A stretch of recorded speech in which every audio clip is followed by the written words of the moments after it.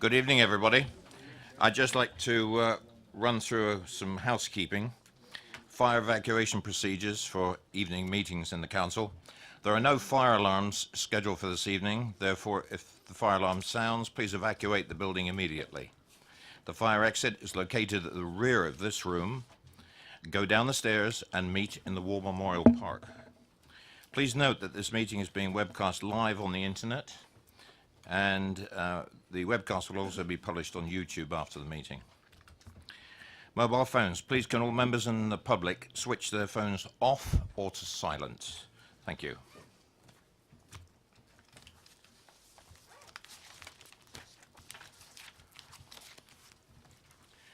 Right, to continue. It's 6:30 and I shall commence the meeting of the Development Control Committee. For the benefit of the members of the public attending, I'd like to explain who everybody is around this table. My name is Councillor Paul Miller, and I'm the chairman of the committee. Down on the sides of the table, to my left and right, are councillors who sit on this committee and who will be making the decisions on the applications before us this evening. Immediately to my left and right are the officers who will be advising councillors. In addition, I'd like to explain that the Development Control Committee is a regulatory committee and not a political meeting. The committee will be examining the evidence brought before us tonight and will make decisions based on planning reasons. We are guided by national and local planning policy and guidance. May I ask all speakers, including visiting members, to speak clearly and to return to their seats once their presentation is complete and following any questions from members of the committee. No further dialogue between members of the committee and speakers will be permitted once questioning has finished. May I ask all committee members to avoid repetition and to keep any comments on each planning item to a maximum of 4 minutes. I understand that planning can be emotive and ask that everybody remains polite and professional throughout the evening. Now, before we go on to anything else, I'd like to welcome 2 new members to this committee, and that's Councillor Ruth Cooper. Good evening and welcome to DC, and Councillor David George. And good evening. And this is the constituted, except for one substitution tonight, the constituted committee for the year 2018-19. So welcome. Moving on to resignations and replacements. I have one nominated tonight, and that is Councillor Cubitt is replacing Councillor Goodison. Are there any other resignations or replacements? Nope. Okay. And the next item is not specific on the agenda, but it's under urgent items. It is the first committee meeting after selection of council and the various committees, and I ask for a nomination for the vice chair of this committee.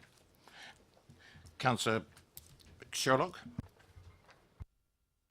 And I'd like to nominate Councillor Robinson.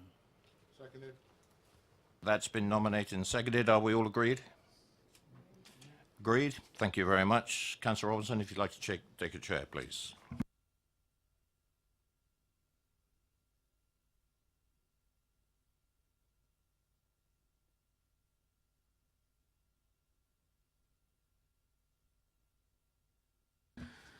Moving on to item number 4, minutes of the meeting held on the 9th of May 2018. Councillor Harvey. Thank you, Chair. Members around the table will understand why I'm asking this question, but may I ask of officers, under page 6, item 1, whether or not that item has been fulfilled and processed and signed off yet. If you can't answer that this evening, could you give me a written response as to where the planning team have got to on that particular application? Thank you, Councillor Harvey. So this is in relation to the Plot W Basing View scheme. So effectively the section 106 is still to be signed, so planning permission at this stage has not been issued, but once it has been signed and completed, then the decision would be issued after that point. May I say from your answer you're expecting to issue the section 106 as far as you're concerned as head of planning at this time? That's correct. And if I could sort of ask a supplementary onto that one, and then that would appear in the decision notice.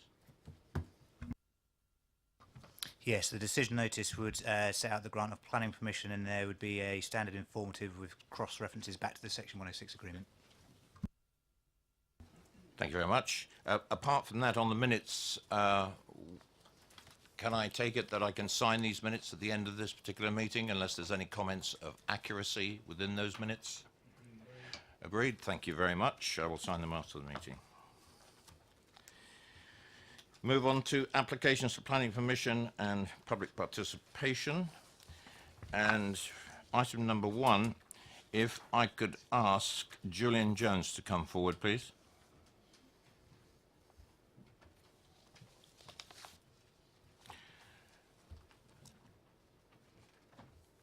Good evening, Julian. If you'd just like to take a seat while the officer presents the item. Thank you.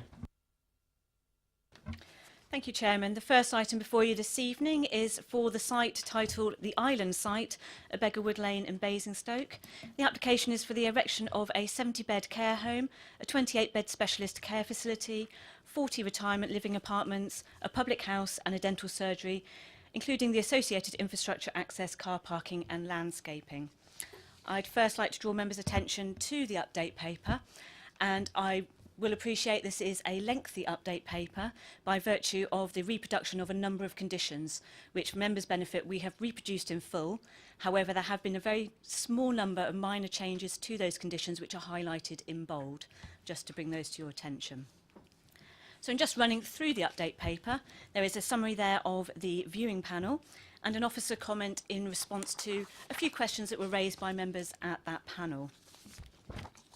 We have had further representations of support, which also includes a petition in support of the application, 2 further representations of comment, and 2 further representations of objection. And those are all summarised for members' attention. We've also received further commentary from the agent, which is again summarised within the update paper for your information. Of note within the update paper, there is an alteration to the recommendation before members this evening. As members will see on page 5 of the update, there is some commentary there set underneath the heading of recommendation, whereby officers have further considered the position with regard to affordable housing. And I'll just bring members' attention to the 3rd paragraph on that page, where it sets out that officers consider that the inclusion of a further clause within a Section 106 agreement to require a review of the economic viability should any element of this mixed-use scheme not be implemented within a period of 24 months from the date of decision is to be included within the 106, addressing the viability issues of the scheme in relation to securing an affordable housing contribution. On the following page, we have again set out the recommendation before members in full, so that's there for your information, and the alteration to that recommendation is within the final bullet point. As indicated previously, there are a number of very minor changes to some of the conditions within the agenda, and these tend to apply more to about the overall phasing of the development should it come forward. There is also an additional informative. Many thanks. Oh, and the application is recommended for permission as per the agenda and the update paper. Thank you. Thank you very much. Julian, you have 4 minutes. Okay. Thanks, Chairman, for allowing me to address the committee this evening.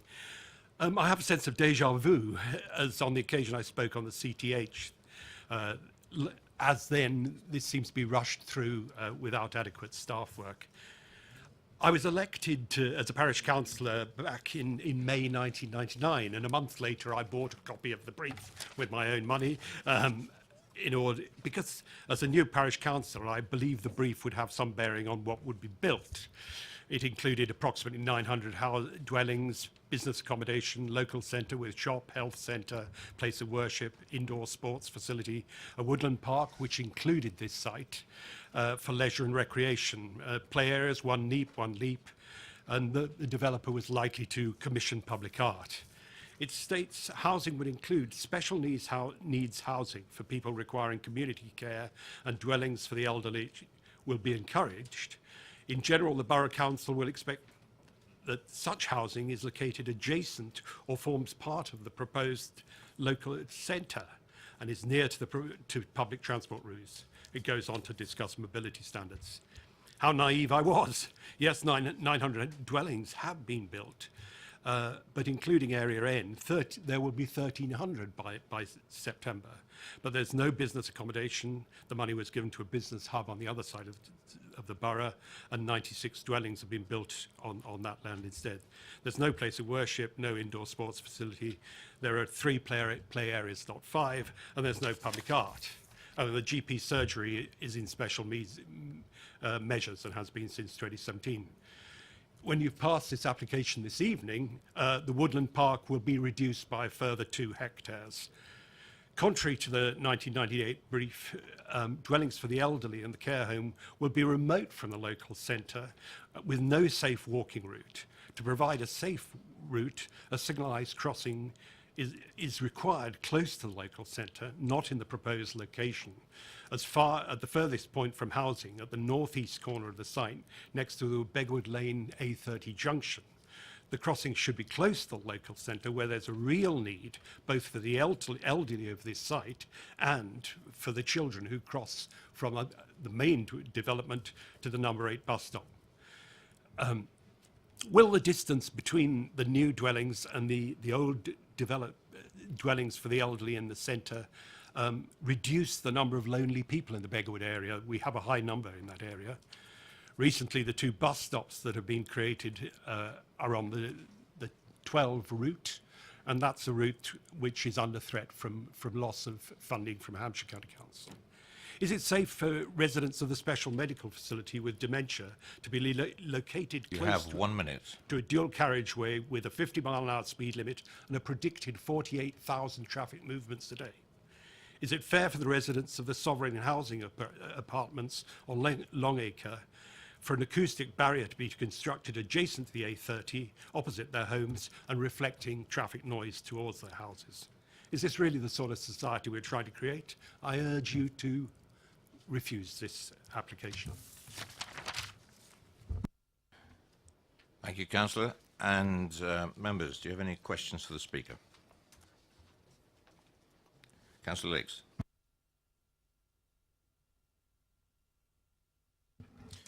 Is that the feeling of Dummer Council, full stop?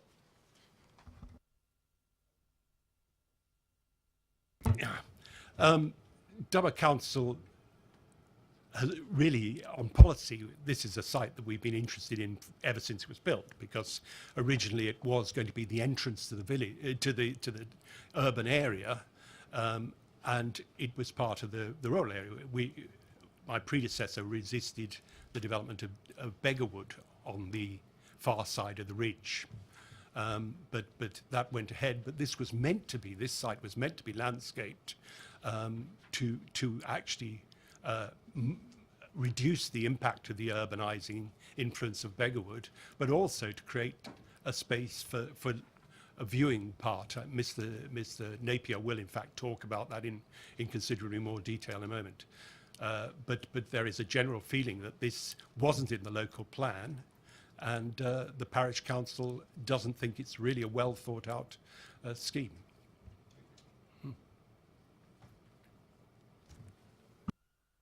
Any more questions for the Speaker? Thank you very much. Could I ask Heather Rainbow, Stafford Napier to come forward, please?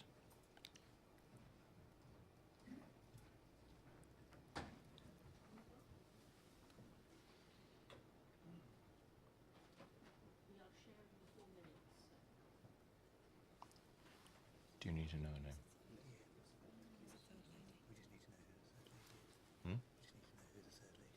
Could I ask you what your name is, please? Marion Wollstonecroft, representing Natural Basingstoke.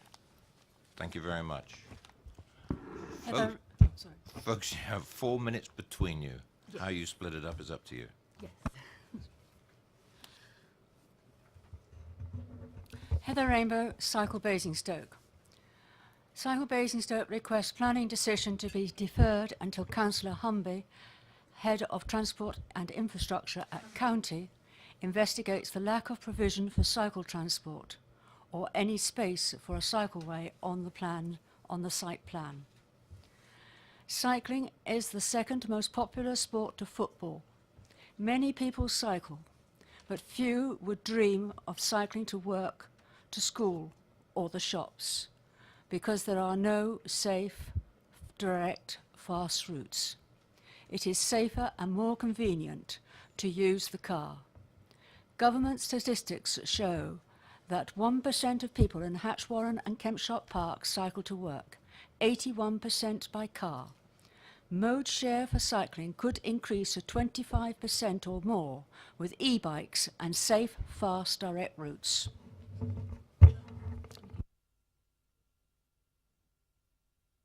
Croft, representing Natural Basingstoke, speaking for wildlife, which has no other voice. It lives, dies or retreats quite silently.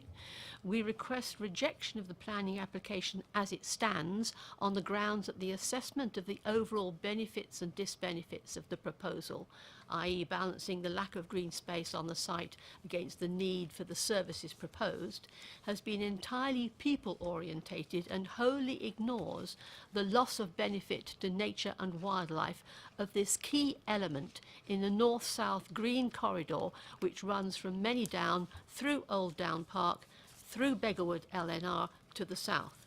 It contravenes the Council's own green spaces policy and strategy on green space connectivity, which was the basis of the original zoning.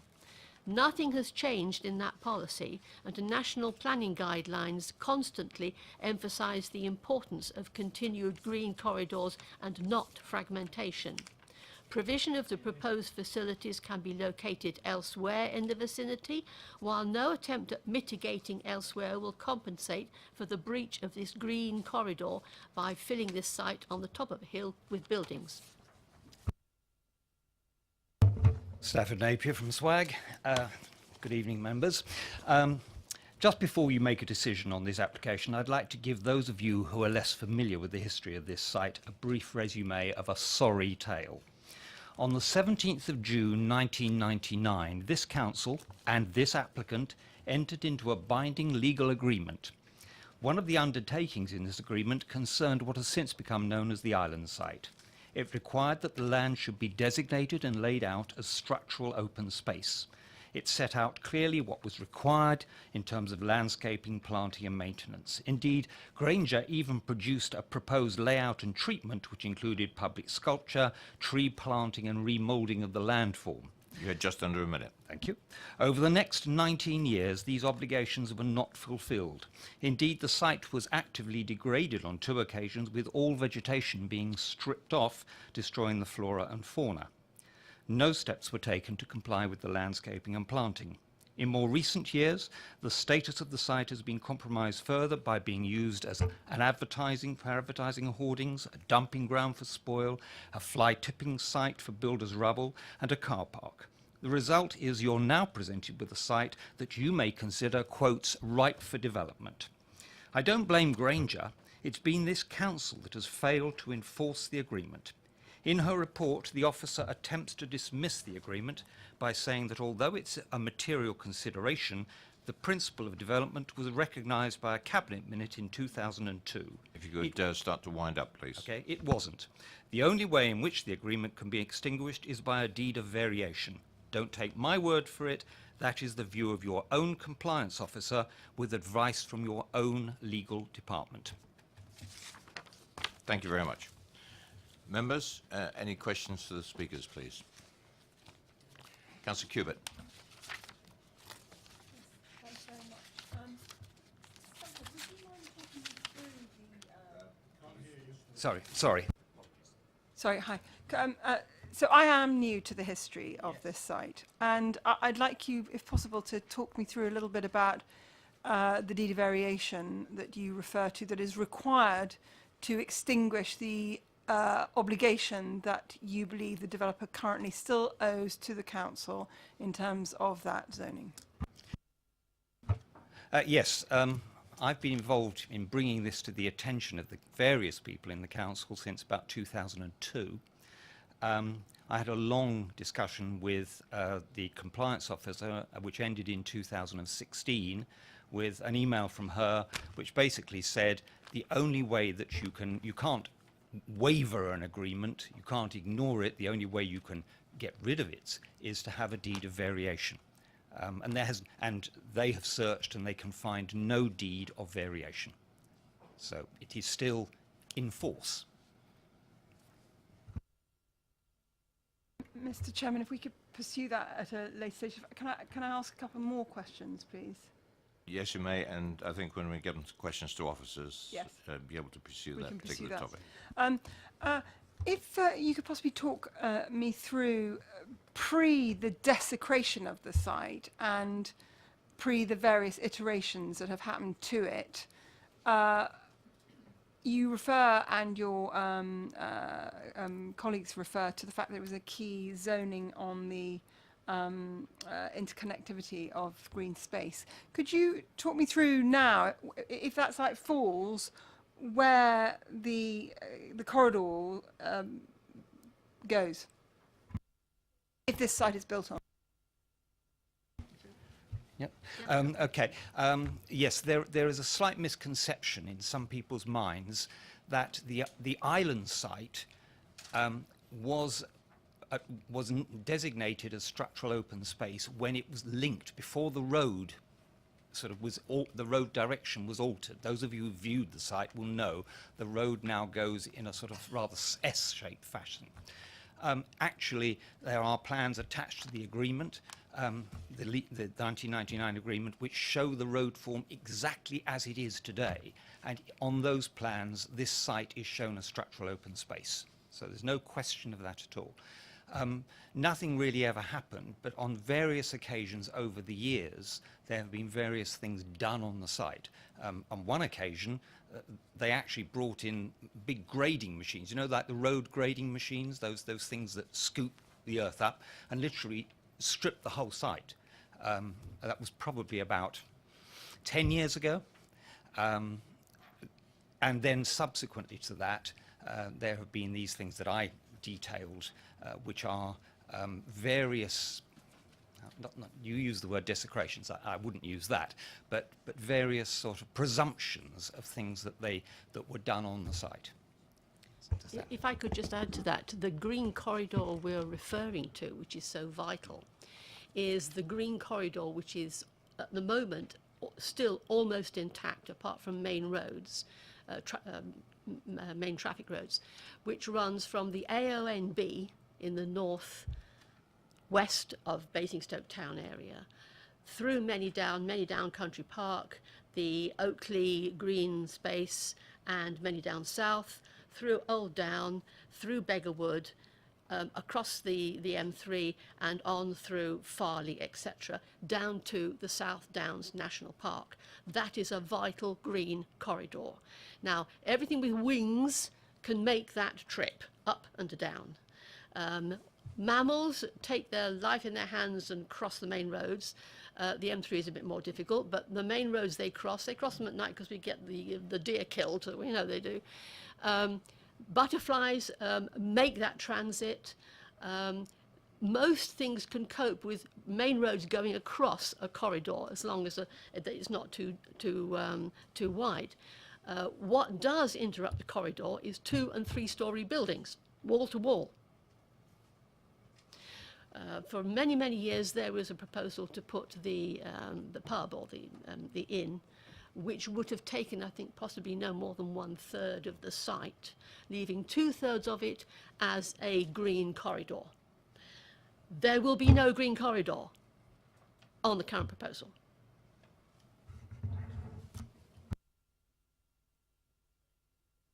Any more questions? Councillor Bound? Yeah, could I ask Heather to sort of expand a little bit more on her comments about the lack of sort of cycleways, please? Because I presume it's not cycleways within that site itself, it's to and from Beggarwood as a whole.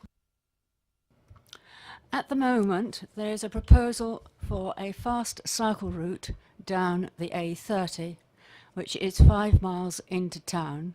It is a very short route, and with the popularity of e-bikes, it is no problem to return up that route.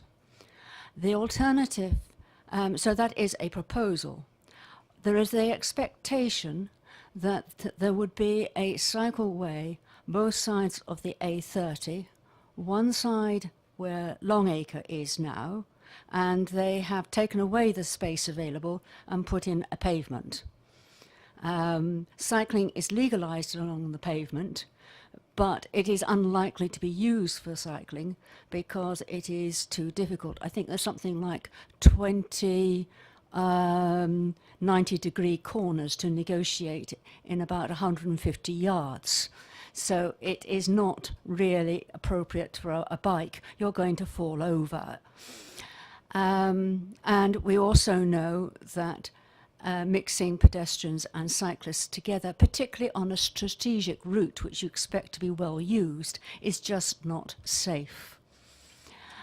So what is done elsewhere in this country is to have a segregated cycleway. So that is between the pedestrian pavement and the carriageway. So on the side going into town, the space has been taken away by the pavement. And the side coming out of town, which is where the island site is, there is no space whatsoever allocated.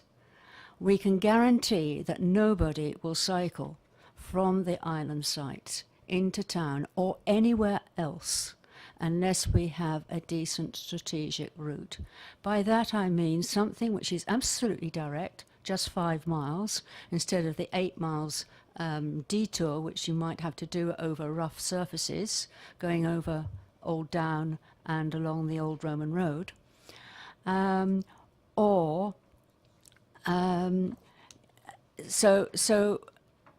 the alternative is just not reasonable.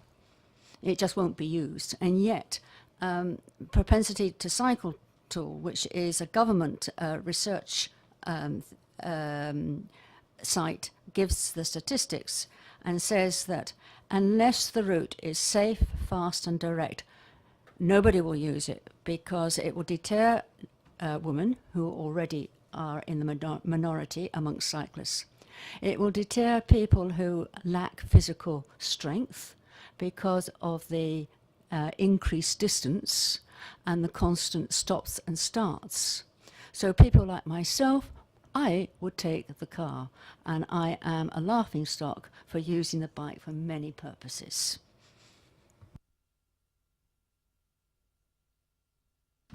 The only comment I have about that exchange is that we do have an evolving cycling strategy within the boroughs being addressed by one of the policy committees. And I'm not quite sure how we do it, but I think some of the comments here might be relevant to feed into that particular debate. And I'll take that up with the chairman of that particular committee post this particular evening. Yes, Councillor Kubit. And I believe you're very involved already in the evolution of. I mean, we've had various evening meetings discussing the cycle route, so it's very much in train. That was my understanding. Yes, Councillor Harvey. Thank you, Chair. May I make a comment on the? May I make a comment on the cycle strategy? Not here because it's not relevant to this particular application. I think it needs to be brought up in the cycling strategy because by the definition of a strategy, there should be proper connectivity to all sites. And that's where the connection is. But I don't want to debate that at all in detail at this particular stage. Councillor Harvey. Thank you, Chair. Stafford, we're regularly told that legal issues are a matter for another place rather than this committee. So I'm interested to hear if you can help me understand. You're making the case that the deed of variation, the legal issues are paramount, or at least a serious material consideration. And I know they're referenced in the report and in other commentary in that way. Can you help me understand why this committee should be able to hear those issues and why it would be a matter that we're not advised, as it were, to put to one side this evening? Yes. Well, I'm not sure I'm legally permitted to sort of give you a view on that. Indeed, I think my final paragraph, which I didn't read. You've given me the opportunity to just state, because I think you have got a difficult thing to decide here, and I think you have the choice between either deciding to refuse permission and to really insist that the site is laid out as public open space, as the agreement still stands. But if you're minded to grant approval, I think you should insist that such a development should only occur when the deed of variation has been signed and agreed. And you might even possibly decide there should be some compensation for non-performance. But that's a legal matter. But I think that's really all I can leave it with. I bring this to your attention, and it's up to you how you deal with it. Councillor Robinson. Thank you, Chair.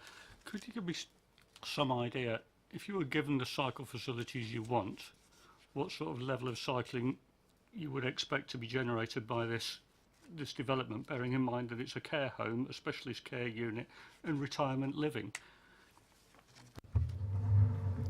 I think we have got to consider this development in the context of all the other developments along the A30. If there is no cycleway, we don't know what the cycle strategy is planning yet, and it is more appropriate that it should go in first, or that we should have some indication from the cycle strategy plans as to where the cycleway will go. As far as so that if that is missing from outside this development, it means that nobody else on the A30 can get into town. As far as the development itself is concerned, we have a lot of retirement homes, and retirement starts from as early as 55. We have people who can cycle in their 90s, provided their bicycle is adapted. E-bikes give you tremendous mobility. You don't have to be able to balance on the bike. You can use a tricycle, you can use a recumbent. So what I'm saying is that many of the people in the apartments might not have a car, but they could use a bike or a mobility vehicle to get around and not be isolated on this desert island. Any more questions? Thank you very much.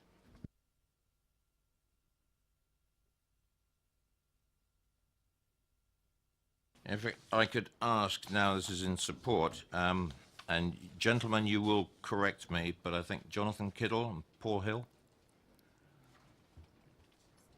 I know there are other members of your team. Now, whether we can't really sit you all at the table, but possibly they could position themselves for questions, or if they specifically want to speak.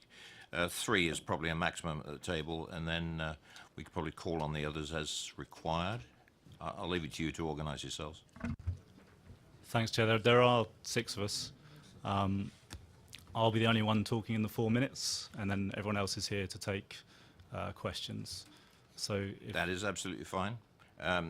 Probably hadn't put out enough chairs at the bottom there, but I'm quite sure we'll manage. So if you bear with us while we play musical chairs at that point, that would be much appreciated. Not a problem. And you are Jonathan Kittle? Yeah. Jonathan, you have 4 minutes. Thank you, Chair. My name is Jonathan Kittle. I am a development manager at Granger PLC. I'm joined here today by the project team who, like I say, will be able to answer your questions later on. So over 35 years ago, Granger started the master planning of Hatch Warren. The master plan for Beggarwood followed. These developments have seen thousands of homes built, together with schools, shops, parks and community facilities. The island site is the final piece in this jigsaw. 20 years ago, the site was expected to be part of the Beggarwood Park. However, Beggarwood Lane was moved at the detailed design stage in consultation with the county. This separated the site from the park and created what is now an island site surrounded by roads. Our redevelopment will enhance the appearance of the area, giving access to green space to all those using the pub garden. Residents of the care homes and retirement apartments will be served by a variety of communal gardens. Landscaping will be designed and managed to support local wildlife and visual amenity, and we will contribute over £80,000 towards improvements to Beggarwood Park. The uses proposed for the site were carefully selected following a period of community consultation starting in 2016. More than 240 people posted their views on a website created for the consultation, and a strong desire for the pub was shown. There was also support for housing for older people. Unfortunately, as you've heard, we haven't been able to please everyone. The application has received 15 objections, but the application has also received written support from local residents, the Hatch Warren Community Centre, medical professionals and the Chamber of Commerce. Also, 102 patients of the Beggarwood Dental Surgery have signed a petition in support of the development. The pub will be owned and operated by Hall & Woodhouse and will be perfectly located to serve the existing residents of Beggarwood and new residents at Kennel Farm and Hounsome Fields. The Beggarwood Dental Surgery will operate from the site.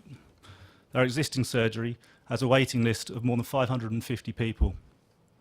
The proposed surgery will allow Anusha and her team to expand into a new, larger, purpose-built building with dedicated parking, which is only a short distance from its existing premises. It will significantly reduce the waiting list whilst resulting in limited disruption to existing patients. Now, it's well documented that we have an ageing population. This is particularly the case for Basingstoke. We've partnered with Hamberley, who have a track record in delivering high-quality accommodation for those in retirement and in need of care. Future residents will be close to local shops, the community centre on the park, the public footpath network, open space, bus stops, as well as the proposed pub and dental surgery. Within a 3-mile radius of the site, there is a need for approximately 180 care bed spaces. The care home will provide modern, high-quality residential care with on-site personal and practical support for up to 70 residents. You have 1 minute. Thank you, Chair. A 28-bed care home is also provided that will provide specialist care and rehabilitation for residents with a range of neurological conditions. This will enable people to move out of hospital and relieve pressure on bed spaces. The redevelopment of the island site will deliver tangible benefits to the local and wider community, providing 160 new jobs for local people, community facilities, and much needed accommodation for the elderly and for those in need of care. In addition to the contribution to the park, the Section 106 will secure a new pedestrian crossing at the A30 and Begwood Junction and £50,000 to the planned cycle strategy along the A30. If we receive planning permission today, we intend to commence on site in the autumn with a pub opening in summer 2019, the dentist surgery opening in early 2020, and the care homes and retirement apartments soon after. I'd encourage you to help us do this by granting planning permission this evening. Thank you. Thank you very much. Members, questions to the applicant? Councillor Cubitt. Yes, thank you.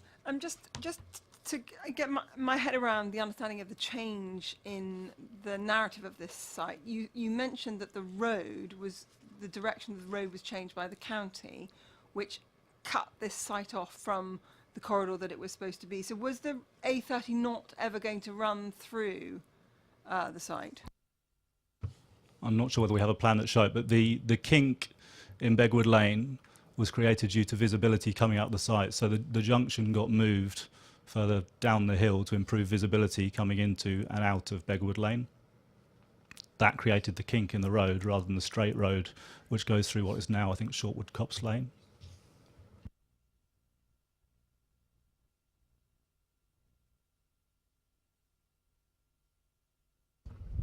So the main entrance was supposed to come in the bottom left corner, where the existing offices are shaded in grey, and then it got moved further towards the town to where the current junction is.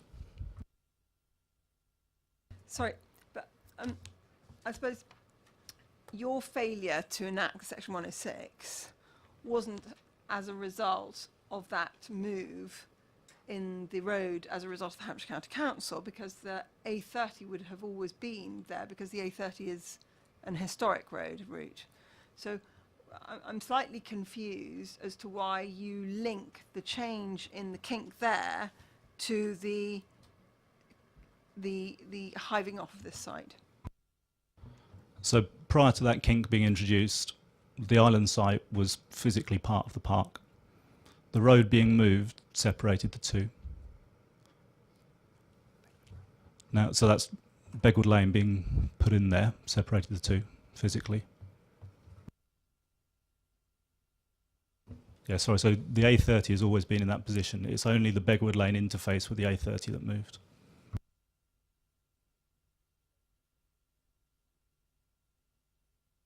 Any other questions? Councillor Harvey. Again, just for me, I'm getting my head around the breach of the Section 106. Why did you think it was justified to breach the Section 106? The other questions, as far as officers are concerned, and not following that up, is a different train of conversation. But as far as the developer is concerned, here we have a development agreement, we have a proposal, an application, a granting of application. You breach the Section 106 in the way you do, and now you come back asking for planning permission. Can you give us commitment, at least verbally this evening, that if this gets planning permission, you'll honour the Section 106 that's going to be part of this, at very least? I think the residents and the community at least deserve that from you this evening. But I'd still like to just understand that Section 106 breach in the first place. So I think there'll be a difference opinion between us and SWAG over the contents of the 106.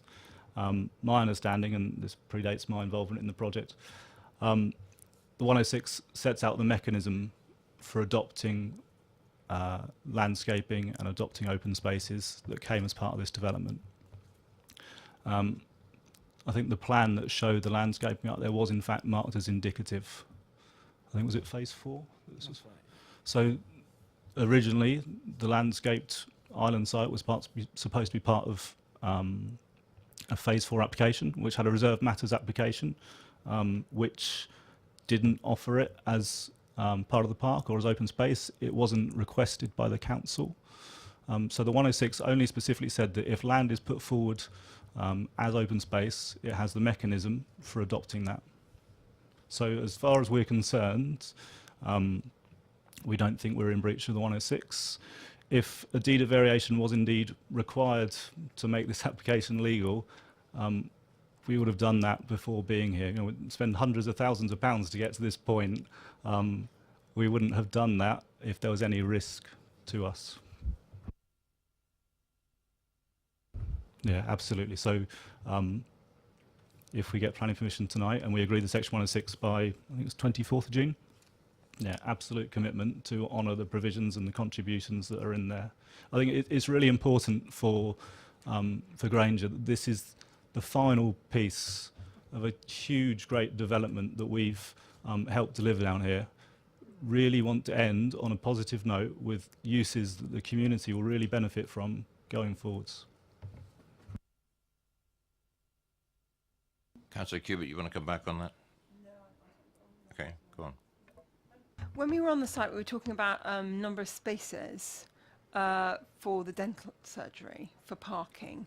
And just wanted you to talk us through why you think the provision that is on the plan is sufficient for the dentist. The parking proposed is 14 spaces, which will serve the 5 consultation rooms within the dentist, and that is in accordance or above the council standard for that. The current dental surgery currently shares parking in the Begwood local centre, and so this is providing 14 dedicated spaces just for the dental surgery, which is clearly going to be a benefit for the patients compared to the situation they experience now.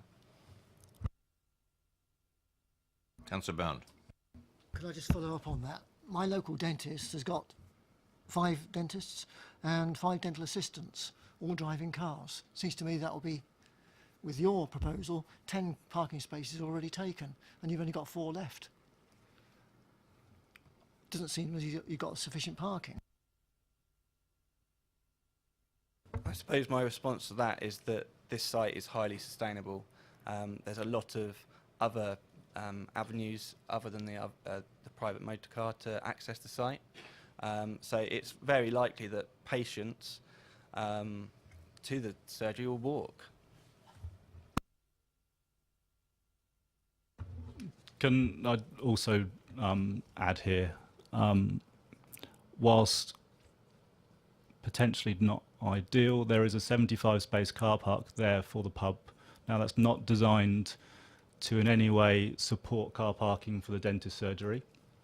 However, I think if someone's turning up late and they can't find a place to park, I'm sure the pub will not have a problem with them parking there. I think the peak demand for car parking in the pub is going to be very different to the demand for peak parking at the dentist surgery. I've got a question on parking. We're seeing a lot of car parking spaces. We've got a care home. We've got a pub, we've got a dentist. They also need suppliers to come in and deliver to them. And they all have different kinds of suppliers because of their roles, or they've got 3 different roles there. I'm not quite clear, looking at the plan that we have supplied with the application, are there separate entrances for deliveries, for a start? If there are, that wouldn't involve them taking up car parking space. But that's not made clear. Could you run through the 3 facilities and just let me know on that, how deliveries were going to be made without compromising parking?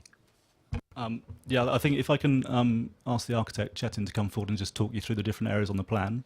And Anusha can talk about how the surgery is serviced, and we have a chap from Hollandwood House who can talk about the pub. Sure, and as long as you keep it reasonably brief, please.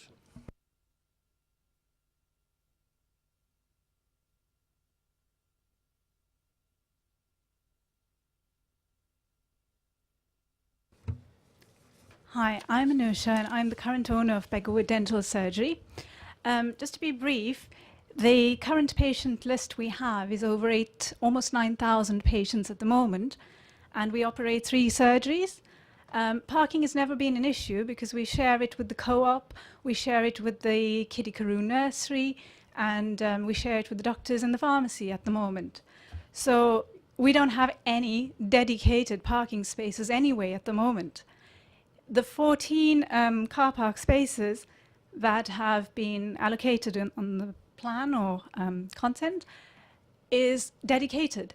That's not to say people are not going to share the pub, the parking area from the pub. It's not to say they couldn't park across where the co-op is. And at least we have 4 dedicated spaces where we could put in wheelchair access patients to park. At the moment, there's only 2 or 3, I think, at the doctor's surgery, which is mainly used by their patients. So I think the 14 parking spaces dedicated to us will be better than the nothing, the 0 that we have at the moment. I hope that helps to answer the question. The question was specifically aimed at your deliveries for the operation yep. of the dental surgery. Right. As a dental practice, we don't really have anybody that comes and stays for long. We don't have heavy goods vehicles. We have small suppliers mainly bringing in materials by a courier. So lab work just gets posted mainly. We rarely have that kind of problem. We don't have large items. Thank you very much. Moving on to either the pub or the care home. Yes, my name's Chetan Chauhan from RDT Architects. I'm just going to respond to the question on servicing of the care home buildings. Of the 3 retirement and care buildings, only 2 really require servicing, and they're the specialist care building and the care home itself. The main facilities within the building that obviously supplies are required for are primarily the commercial kitchens and the laundries. They tend to arrive by smaller vehicles, and again, the sort of consistency or the timing of these deliveries are usually out of peak hours, and that, in terms of the layout of the scheme, has been considered. It will allow sort of service vehicles to turn on site, and also when in sort of delivery locations, they will minimise, if any, impact on the car parking layouts. And if there are car parking spaces that do get affected, they would generally be where the staff would generally be parking on site, if any. Fine. Do we have any comments about the pub? Could you get draymen delivering? That tends to be rather bulky. I think you know where I'm going here. Then you've got a cumulative effect of what's going on here. Am I able to just say one more thing regarding parking? Certainly. Thank you. The pub usually operates at different hours to a dental surgery. So I think at their busiest time, they could use our parking, and in our busiest times, we could use their parking because it won't be as busy at theirs as well. So that could be quite a nice joint way of working as well. Noted. Thank you very much. Good evening. My name is Mark James. I am a director at Hall & Woodhouse who is proposing to build and operate the pub at the island site. In terms of supplies and deliveries, we have a plan for 1 dray delivery per week, which is no more than a 13-ton vehicle. Food and other supplies are generally smaller vehicles, and you can see on the plan behind you there, the aim is for those deliveries to be made to the service yard on the western side of the pub site. They will generally be made in the mornings, so again in terms of it's outside peak demand for the car parking and road network. Thank you very much. Thank you very much for those explanations. Are there any supplementaries onto that while we have the speakers there? Councillor Cubitt. Yes, specifically with regards to the care home and the special needs. I live near a care home, and the refuse truck comes every day to collect all the refuse from the care home. So where would the refuse come? Will they presumably come every day as well, because they've got all the stuff that is required of a care home that has to be removed? It's like hospital waste. I'm talking about the hospital waste, sanitation waste. I'm Paul Hill. I'm the Chief Executive of Hambley Care Homes. To answer your question, the clinical waste, as we would refer to it, would be weekly or fortnightly. It's not going to be a daily attendance at the home, at either home. Where would the clinical waste machine come in and out? Sorry, where would the clinical waste machine come in and out then? Yeah, so both facilities have got sort of dedicated bin storage area which will cater for both the general waste within the home and the clinical waste. It will be positioned, if we look at the specialist care home first, it's at the sort of south-west corner of the building itself, so at the top end of the car park, so within a sort of safe and secure enclosure, which will allow the collection vehicles to go right up to it and sort of, in essence, take the waste straight away. Similarly, with the care home, it's in, if you look at roughly the L-shaped form of the car park, it's in the bottom leg of the L. There is a dedicated service yard, and again, all the refuse is stored in that secure environment there.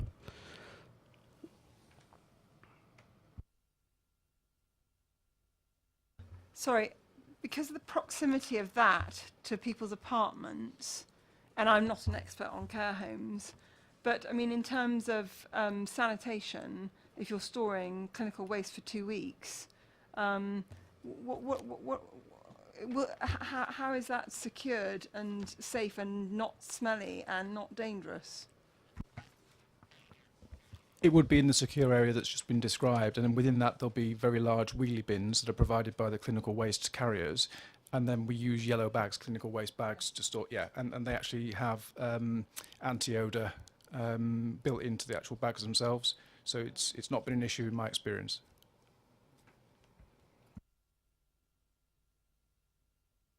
Councillor George. Thank you. Could I just ask, with car parking, often it's staff that have cars and need to be parked. Can I ask, on this site overall, how many employees, including the pubs, care homes, dental surgeries, you're going to have, please? Can I please give an estimate of that?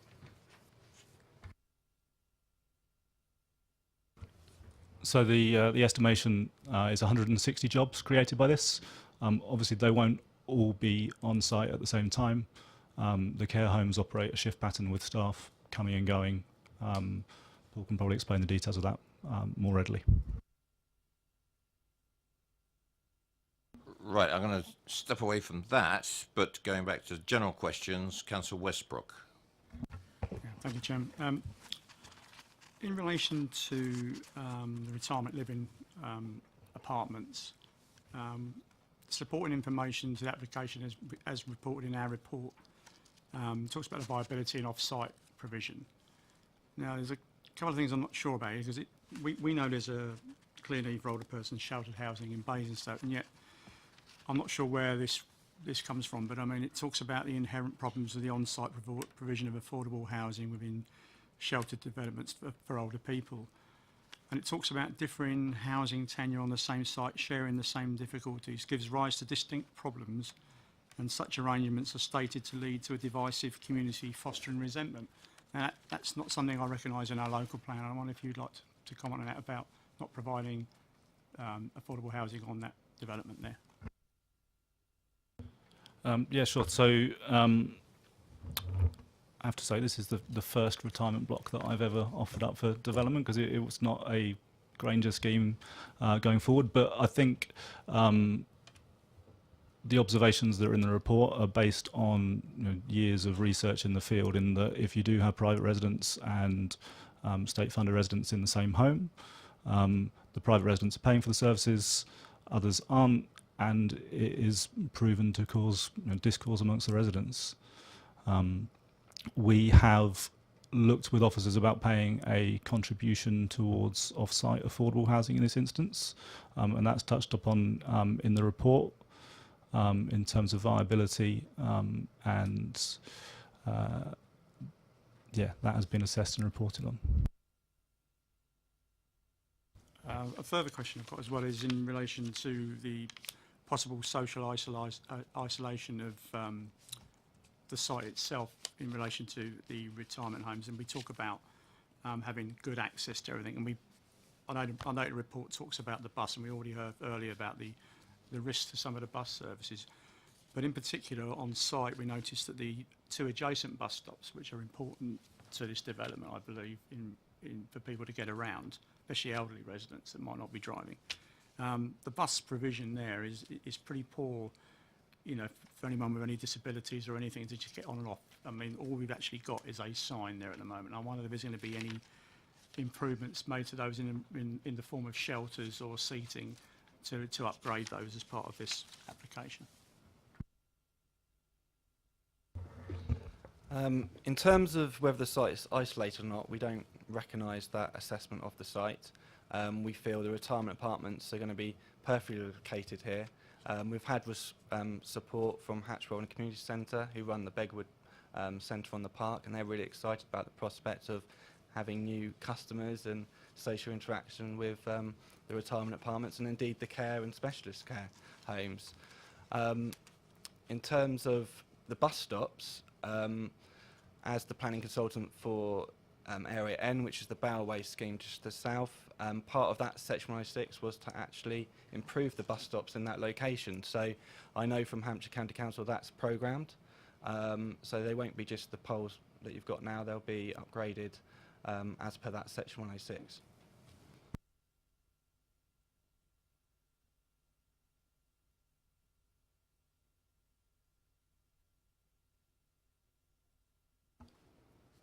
Right, Councillor Cubitt.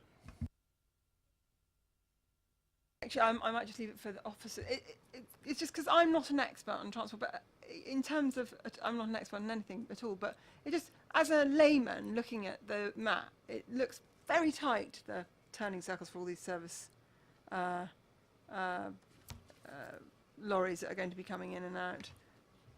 So if I could park that, unless you can say with authority that that's a standard size for turning a lorry, reversing a pub lorry up with all the bottles and turning it and swiveling around and getting back out again, and the beep, beep, beep, beep, beeps, and what time the beep, beep, beep, beep, beeps are going to go off if they come early in the morning before the punters turn up. With regard to the ability for service vehicles to service the different elements of the site, is something we've worked on very closely and very carefully with officers on. There have been changes to the layouts throughout the application period, I think it's safe to say, to ensure that your highways officers are happy that the site is perfectly serviceable for the size of vehicles that are intended to service it. Councillor Potter. Thank you, Chair. Could I just return to the affordable housing area and the question that you were asked by one of my colleagues, really? In terms of our update note in the second paragraph, where there is actually reference to, however, the independent review included a sensitivity analysis to explore what impact higher or lower costs and values would have on the viability of the scheme. It's just the word sensitivity. I mean, can you just elaborate on that for me a bit? I don't think, in terms of our viability reports that we receive in respect of affordable housing, I've ever seen the word sensitivity before. How do you see that in this context, please?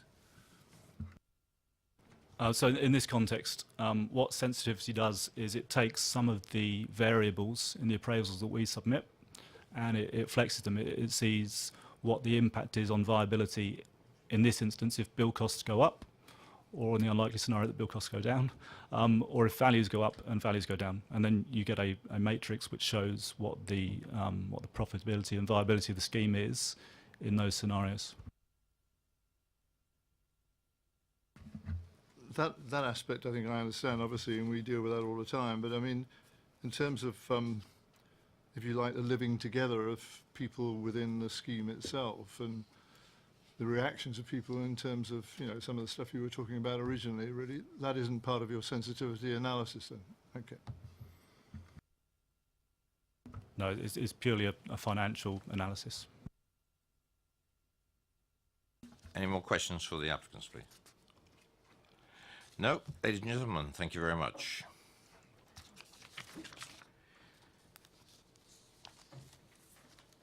Right, could I have Councillor Mrs. Reid, please?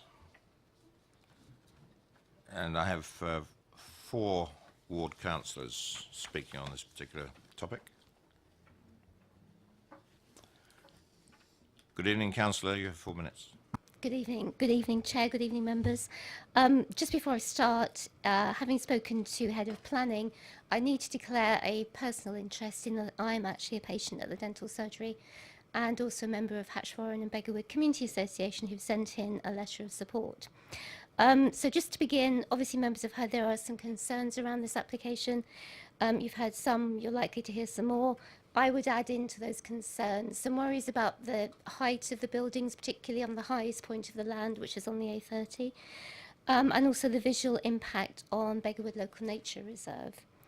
However, as a ward member, I have obviously been contacted by local residents who are keen to support the application, and you've heard there is support for this application already. I've been told by local residents, for example, of the wish to have a family pub and restaurant. Beggarwood, like many of our local relatively new estates, has suffered from a lack of community facilities for many years. We have only just opened the new Beggarwood Centre, which is wonderful, but certainly there is a wish expressed among a number of residents for the pub restaurant. Certainly there's a wish also for a larger improved dental surgery. It's an excellent surgery. It's very busy. It's also very, very small. I think the waiting area only accommodates about 4 chairs, which gives you an idea of how small it is at the moment. Residents have also talked to me about their concerns about what would happen if the site is not developed. Just to give you some context, the previous history of the site, as you heard from Stafford, has been problematical. It hasn't been managed properly, and I do think we're at fault on that. As a result of the lack of management, it's been subject over the years to a number of incursions on a regular basis, a number of illegal incursions, which have had quite a big impact on local residents. So if it is granted tonight, I would ask, of course, that members look at some mitigations and conditions, perhaps, which we will help, I hope. First of all, I imagine you'd want to be clearer on the S106 issue that's been raised already. In terms of the height of the buildings, particularly on the A30, the report refers to that section of the A30 as urban or likely to be urban. I would suggest that local residents do not consider it urban, and therefore anything that can be done in terms of landscaping and screening on top of what's already been proposed would be very helpful. Also, additional landscaping, planting and screening to reduce the visual impact on the local nature reserve would also be very helpful. And perhaps there's more work that could be done on trying to preserve some of that green corridor that Marion referred to earlier. Then also, impact of the building work when it goes on. The car park for the shops and post office and doctor's surgery opposite has been... 1 minute. Thank you. Has been subject to continual use by builders who are serving the Bellway site nearby. and this has been a real problem. The Bellway site also has been a problem in the sense that it's been an untidy site and is subject to enforcement at the moment. So please could we have some conditions about what happens during the building phase, and also can they be conditions which can be properly enforced? And finally, we've had problems also with landscaping implementation on the Kennel Farm, Linden site opposite. So please can we ensure that the landscaping is properly enforced and in a timely fashion as well? Thank you. Thank you, Councillor. Members, any questions to the Ward Councillor? Councillor Potter. Hello, Councillor Reader. I just want to be straightforward if I could, really. I mean, I understand I think all the points you make about the various conditions, and we'll do our best to make sure they're applied properly. There's a whole range of them, a massive range of them. But subject to that, is it fair to ask you, I mean, you support this scheme, do you?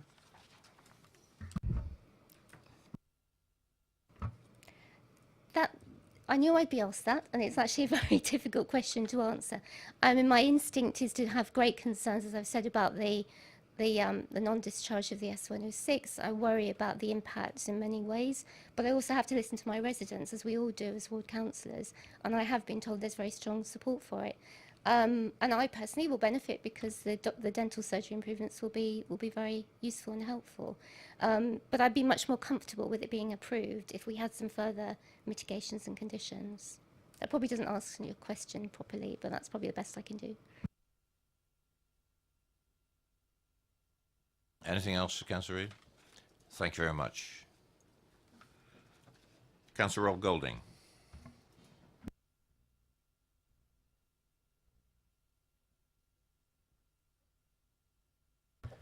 Thank you, Chair. My objection to this application is that the site lies in the countryside, and the various justifications for making an exception to the normal presumption against development in the countryside are not convincing. Members will remember that it's only just over 2 years since we adopted our local plan. It was the result of years of work, several weeks examination in public. As part of that plan, we carefully redrew the settlement policy boundary near this site. We included Kennel Farm, Hounsome Fields on the opposite side of the road. We included the golf course on this side, and we very equally carefully left this site outside the settlement policy boundary and in the countryside. And it's not just any piece of countryside. Without repeating what's already been said, if you look on page 72, the officer confirms that even after the physical detachment of the site by moving the road, it was designated as structural open space. She confirms that there has been a breach of the Section 106 agreement. She confirms that the last approved use of the land remains as per the 106 agreement as structural open space. And she reports importantly that the site remains important in landscape terms, and that the previous approval of this land as structural open space is a material consideration. And I would have to say I think it's a material consideration to which the committee should give considerable weight. The arguments in favour of allowing the various parts of this development as structural open space are not persuasive, and I've no time to go through all of them, but just to pick out a couple. The dental surgery depends on local need. Page 75 of the report says, the supporting information for the dental surgery has been limited to an assessment relating to one particular operator, with no indication as to whether other dental facilities in the wider area have capacity to accommodate the outstanding demand at BDS, to negate the need for development within a countryside location. On balance, no objection is placed to the principle of this development. Members are fully entitled to take a different on-balance judgment. The specialist care facility relies on policy CN4, which sets out the proposals for housing specifically designed to meet specialist need where a proven identified need is met. But page 76 says that the supporting information does not determine as to how the need has been calculated. If we don't know how it's been calculated, how do we know that there really is a need? And are we really supposed to be providing for patients from Portsmouth and Salisbury as part of our local need? I think not. Policy M5, green infrastructure, the report says that the development would not satisfy EM5. It then says the proposal does not fully accord policy EM5 and is necessary to make a balanced judgment of different local plan policies. Again, I would say members are entitled to make a different balanced judgment as to whether the benefits of this application are sufficient to justify this breach of policy EM5, specifically taking into account the material consideration that this is structural open space. Members have already picked up the fact that there's no proposed on-site affordable housing, even in the retirement apartments, which One is again minute, counter Councillor. policy. Finally, design. I know that some members are very keen on good quality design. If you look at pages 64 and 65, you see the comments of the review panel. The master plan fails to address the significance of the site as a buffer and gateway to the park. The buildings sit uncomfortably with each other. Landscape planning is not sufficiently creative. The acoustic fence suggests that the development is positioned too close to the road, which relates to the cycling point. If you build it so close to the road that there's no room for a cycleway, when the golf course is built, there will be no cycleway from the golf course to the town centre. Unrelated building uses have been put together to fill the site, failing to coordinate urban planning, landscaping and architectural design.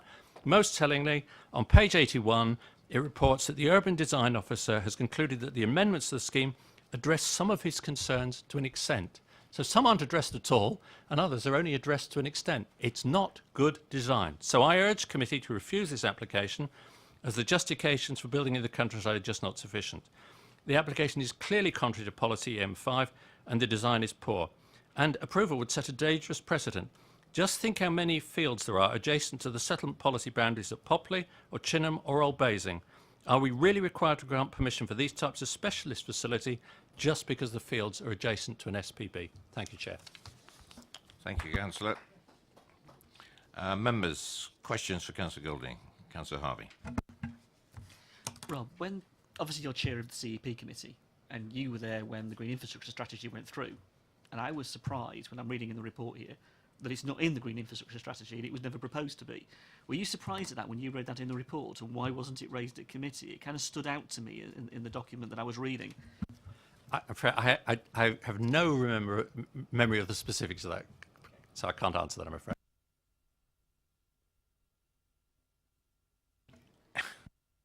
Any more questions, members? Councillor Golding. Thank you, Councillor. Councillor Bean, Mr. Bean.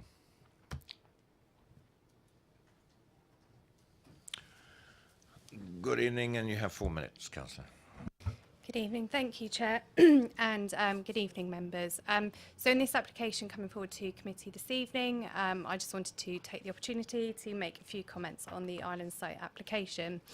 I'm sure I do not speak out of turn in saying a significant number of residents in my ward will be pleased to see the inclusion of a pub on the island site application. Residents of Beggarwoods have previously expressed a real interest in seeing a public house provided. It would also be fair to say that with the Longacre development adjacent to the island site, there is likely to be the demand there for this facility. I'm also aware that there has been a strong desire for the Beggarwood Dental Surgery to expand and therefore provide access to dental care for more residents and those who we will see move into the new developments to the southwest of Basingstoke. Again, it's pleasing to see that the application provides for a larger facility.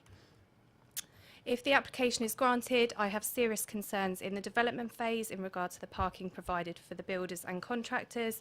The co-op car park has been plagued with parking issues due to the development of Area N, and I'm really concerned that this issue will persist if the application is granted.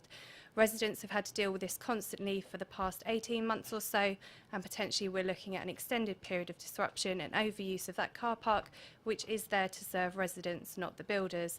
I hope that every effort will be made to ensure existing residents are not impacted. I also have a real worry over the level of parking being provided for on the site. Is there really sufficient parking for the residents of the care homes, retirement apartments, relatives visiting these residents, and residents using the amenities on this site, and finally the staff providing the services in the care home facility, the dentist and the pub? Beggarwood is plagued with parking issues, and you only need to walk around the new Bellway development on Area N to see that this trend has only continued, with cars parked on public footpaths. There has been concern expressed by residents in regard to the proposed elevation of the care home and retirement apartments and the impact this will have not only to those residents immediately surrounding the island site, but how this will look to people arriving into Basingstoke from Junction 7, perhaps for the very first time. I also share this concern. And finally, this site is seeking to provide really quite specialist care facilities in addition to the provision of apartments for the elderly. I share the same concern now that I did for the Longacre development, in that this development is extremely close to an incredibly busy road with a speed limit of 50 miles an hour. I really am concerned that it really is only a matter of time before an accident is had between a vehicle and a pedestrian. Thank you. Thank you, Councillor. Members, opportunity to ask Councillor Bean any questions? Nope. Thank you very much. Councillor McCormack.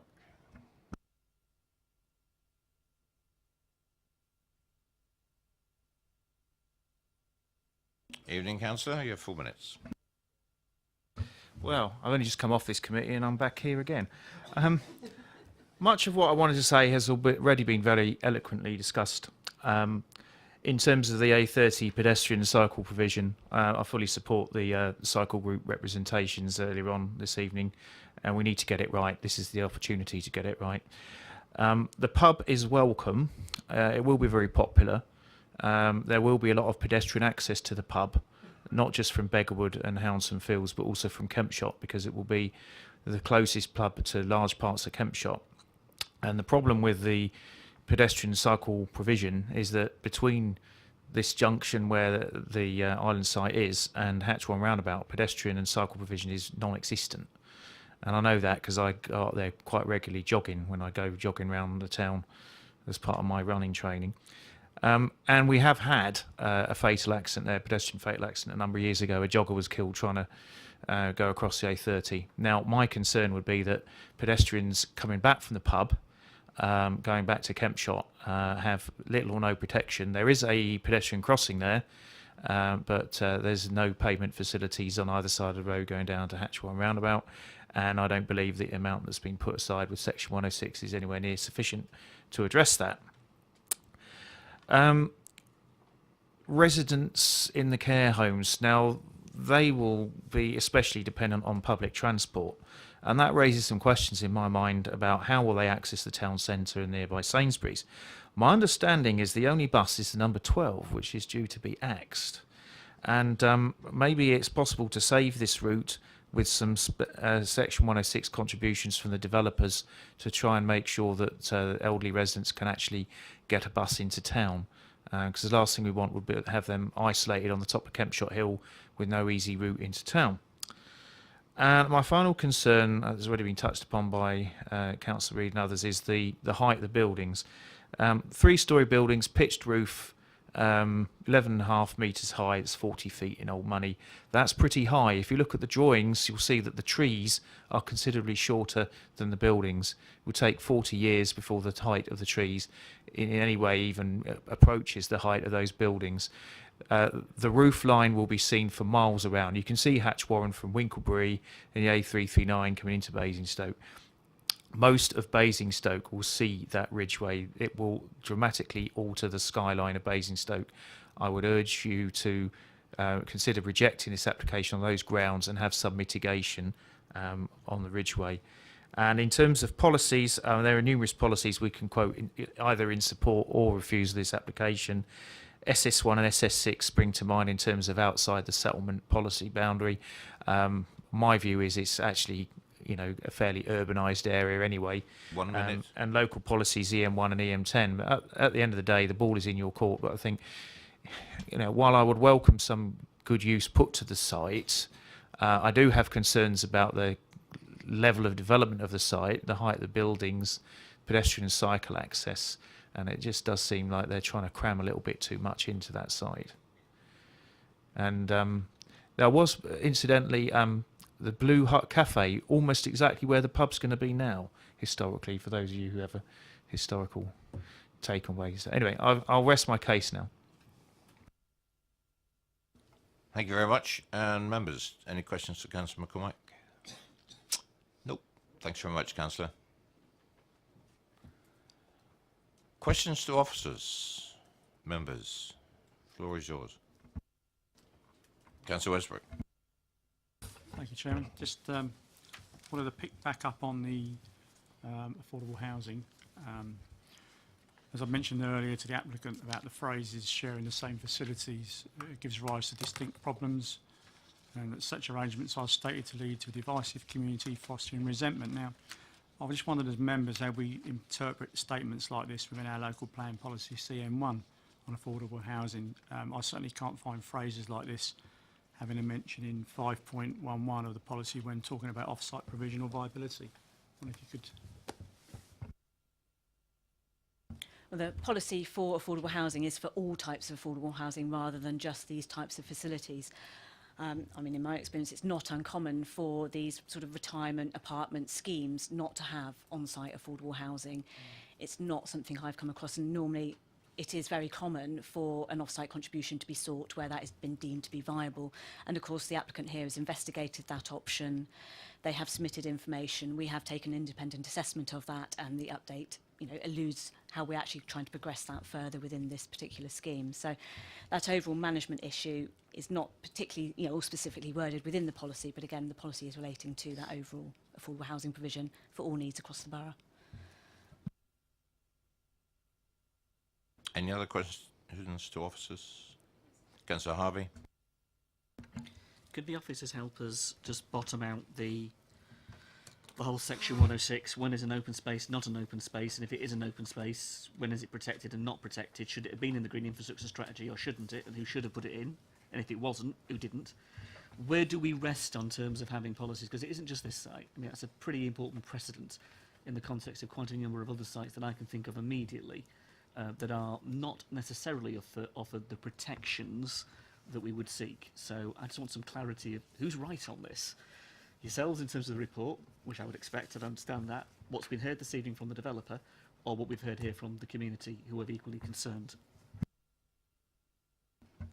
I mean, just to go back and just sort of allude upon what is in the report before you, the development brief for this site originally set out the need for open space. We had a requirement within the previous local plan to provide for quantums of open space. And as I understand it in investigating this particular site, that this were structural open space sort of over and above that sort of normal open space activities, the sort of open space that you provided within Beggarwood Park. Can you go to the slide? This was actually designed into the 106 to be delivered as structural open space in accordance with different phases of the site coming forward. And if I just go to the slide, 106 one.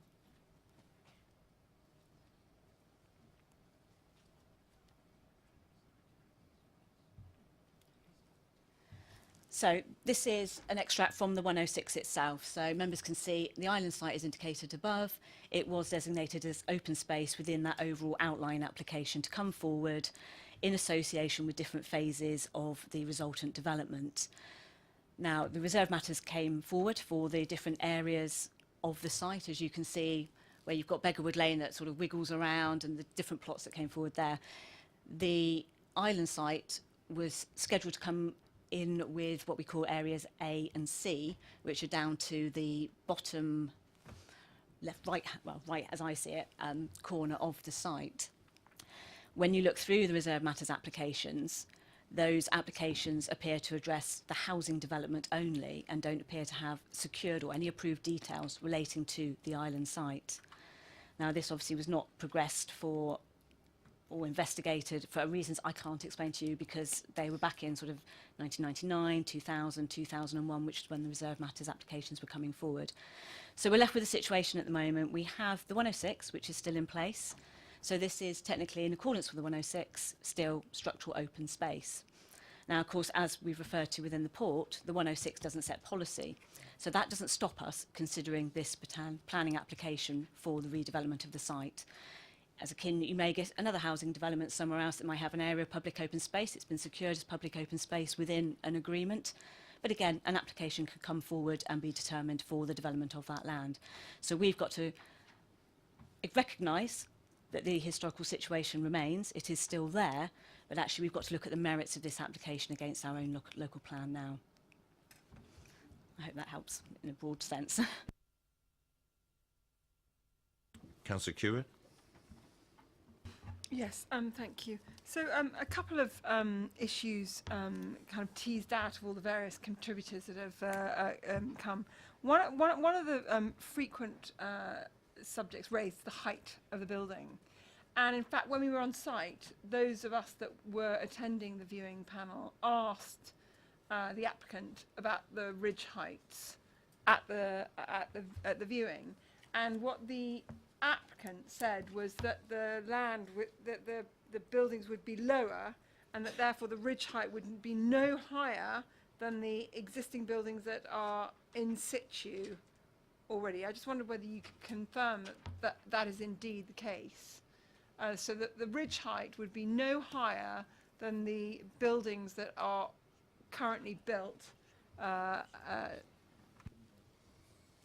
If I draw members' attention to page 108 of your agenda, which is the overall site layout, I might just be able to sort of explain the relationships of some of the adjacent properties. To the bottom of your page, you have Woodland Court, which is primarily two-storey. But to the right, or sort of slightly southeast of that, you do have a sort of a large rectangular building, which is orientated to front face northeast. That is actually a three-storey building. So there is a context where there are three-storey buildings to the south of the site. To the northwest, which is titled the Approved Planning Proposal for Erection of 310 Residential Units, they're mainly two-storey. So there is a mix within the area. Unfortunately, I don't actually have the height of that nearest three-storey building in front of me tonight. So there are three-storey in context, but this is a large building, so I'm not sure how it actually compares in terms of metres to the biggest building in its proximity. Okay. Thank you. So given the undertakings that the applicant made, Mr. Chairman, could we have that as part of our final comments if everyone's in agreement, that it was our understanding as members at that pre-meeting that the foundations of the building of the care home was going to be sufficiently low enough to enable the ridge not to be higher than that of the existing building that is sitting to the south of it?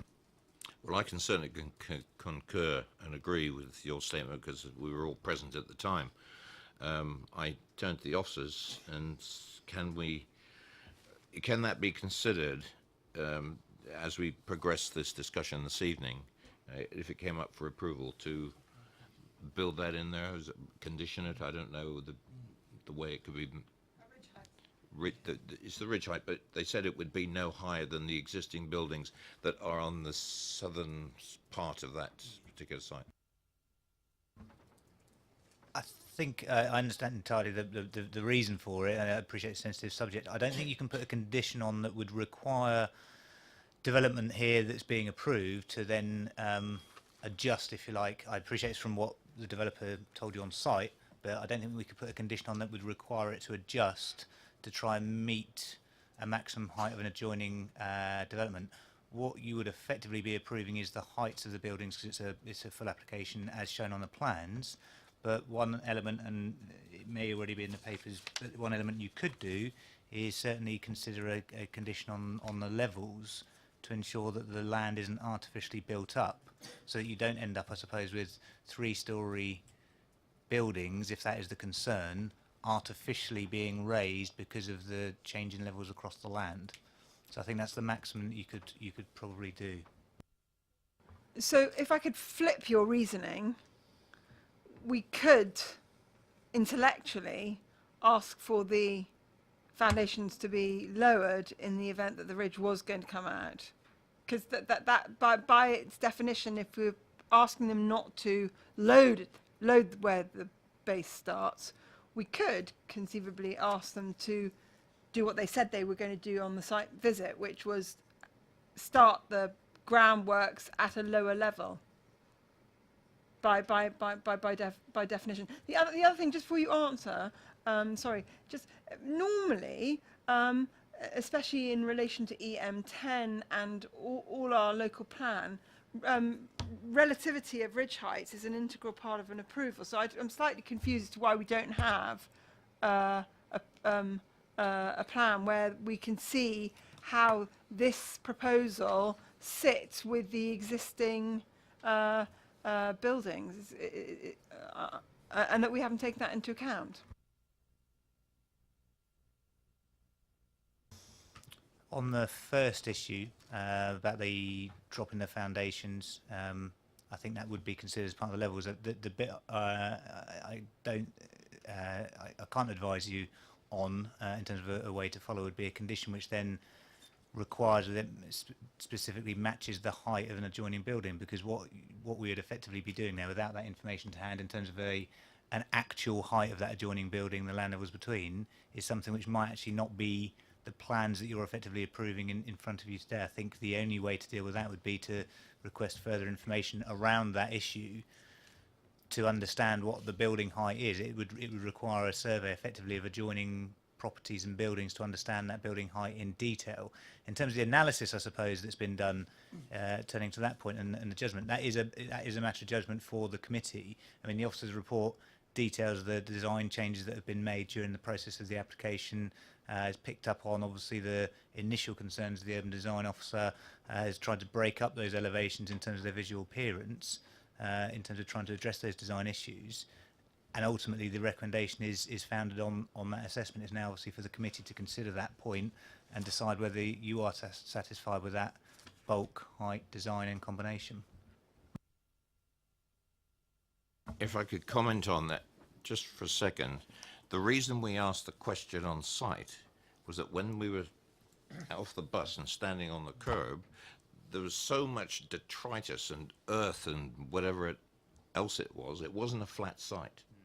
And the concern of the viewing panel, I think we all agreed that at the time, was that all that was going to bring it down to an absolute minimum to sort of curb level, because to build on what is there currently would have exacerbated the vertical height and broken any kind of ridge heights that were there locally. And that's what we asked the applicant at the site. That's what came out of what Councillor Mrs. Cubitt is talking about.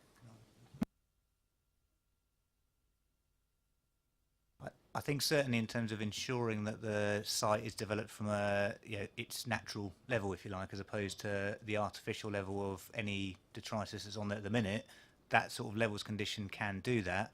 What I think the condition can't do is effectively require comparative height to adjoining buildings. So the condition can definitely deal with the issue about where the starting point for the development is. But surely the picture that we're looking at now, on those, do they not govern that very subject we're having? So on Shortwood Copse Lane, right?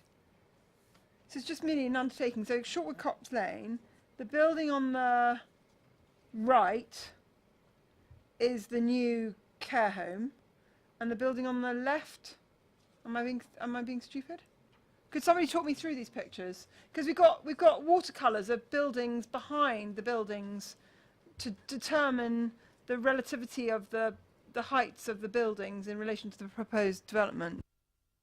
I can entirely understand the confusion, because I appreciate it does appear that it's buildings not related to site. My understanding is that is actually the trying to show all of the development. So even the watercoloured parts, if you like, are other parts of the proposal, showing the relative heights of the different buildings proposed one against the other, as opposed to adjoining existing buildings. So it's all part of the proposal as opposed to adjoining. Councillor Potter.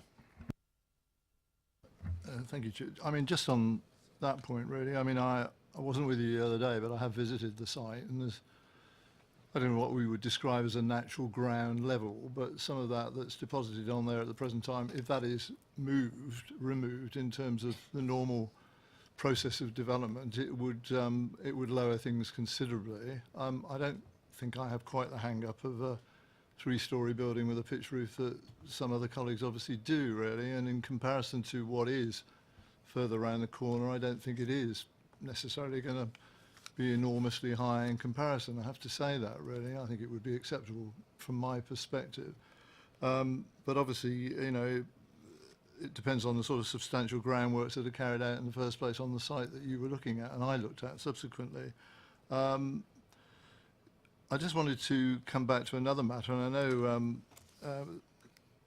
Stafford Napier made mention of this, and we have subsequently, just to take officers' advice on this.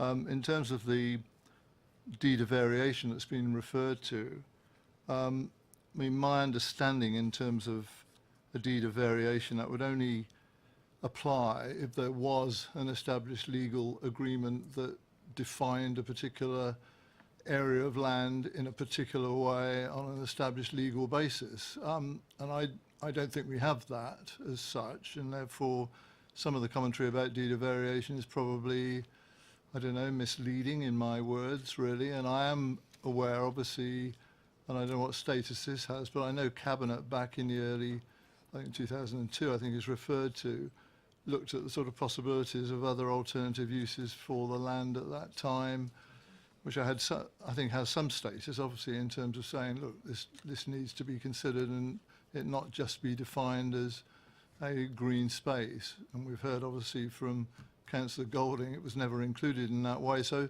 I don't think the deed of variation has quite the sort of standing that perhaps has been referred to tonight, but perhaps legal officers can confirm that.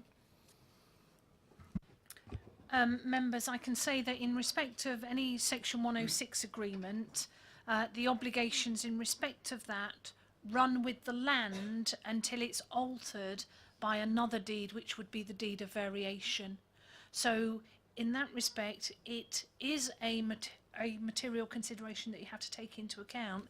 It's the weight you attach to that over and above all the other material considerations that you have to look at as to whether or not you feel that this development, albeit there was a Section 106 agreement previously that's not been, obviously the obligations haven't been fulfilled, whether or not that's enough to overturn this application in front of you. As the officers have said, you have to determine this application as it's in front of you. I hope that helps. Any more questions to officers? Councillor Hewitt. It was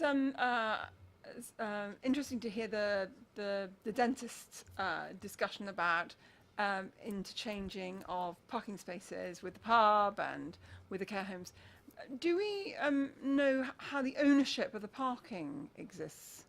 I mean, the ownership of each of the individual proposals interrelating with each other, because could there be a scenario whereby the pub said to the dentist, I'm sorry mate, but your punters aren't allowed to park in my car park? Have we looked into that? In terms of the individual future ownership of the particular plots and the land uses, no, that's not something that we have had to consider as part of this application. We're considering the development as a whole rather than land ownership. We do, and I would just draw members' attention to the conditions before you, we do have a condition seeking parking and servicing management plans. So that can be brought forward and agreed between relevant parties as part of that plan, should they feel that they should, wish to pursue that route and use those shared parks. But it would be something for the management of the site at the end of the day, following a grant or a decision notice. Could we require of them that there is an undertaking of mutual cooperation? Because, I mean, it's very telling that the site that the dentist currently exists on, there's doctors, surgery, etc., where you would expect mutual cooperation. When you're talking about commercial entities, that sense of mutuality doesn't kind of always stand the test of time. In response, it's something that we could potentially sort of allude to within an informative to a decision. So it wouldn't impose that requirement upon those particular users, because it may not be practical when it actually comes to the end of the day.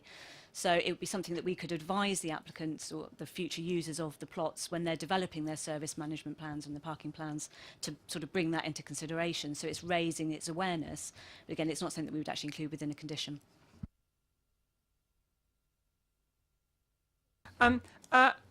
Okay, well, I mean, I don't know what the rest of the committee feels, but I would certainly like us to pursue that. And certainly a number of the contributors who came to discuss this site made references to issues that we've had with regards to building companies nearby and their failure to respect existing residents. And I wonder whether you could talk through with us what indeed we can require of whomever ends up being the builder, that there is that respect to the existing residents, and that we ensure that certain standards are met, and how we are going to enforce them. That's one question. I've got one final question after that. Okay, with regard to the construction process, I draw your attention to page 96 of your agenda and condition 12, which sets out a requirement for construction method statements which address the transportation, the access, the use of the highway and parking for off-street parking and turning facilities with capacity to accommodate vehicles of all types accessing that site during the construction process. And that is within the sub-clauses of that particular condition. So that is something that we have in there. And then, of course, we would have control because we would need to approve that construction management statement. But we had exactly the same boilerplate condition on the sites that they're making reference to, that they've got persistent problems with, and for which I heard a reference to a couple of enforcement issues existing at this juncture. I can't comment on what condition was attached to the Area M permission because I simply don't know. But yes, this is a condition that does get applied to most of our sites, most of our permissions where we are looking at those bigger schemes. And then if there is a breach of that, then it would be through our enforcement route to investigate.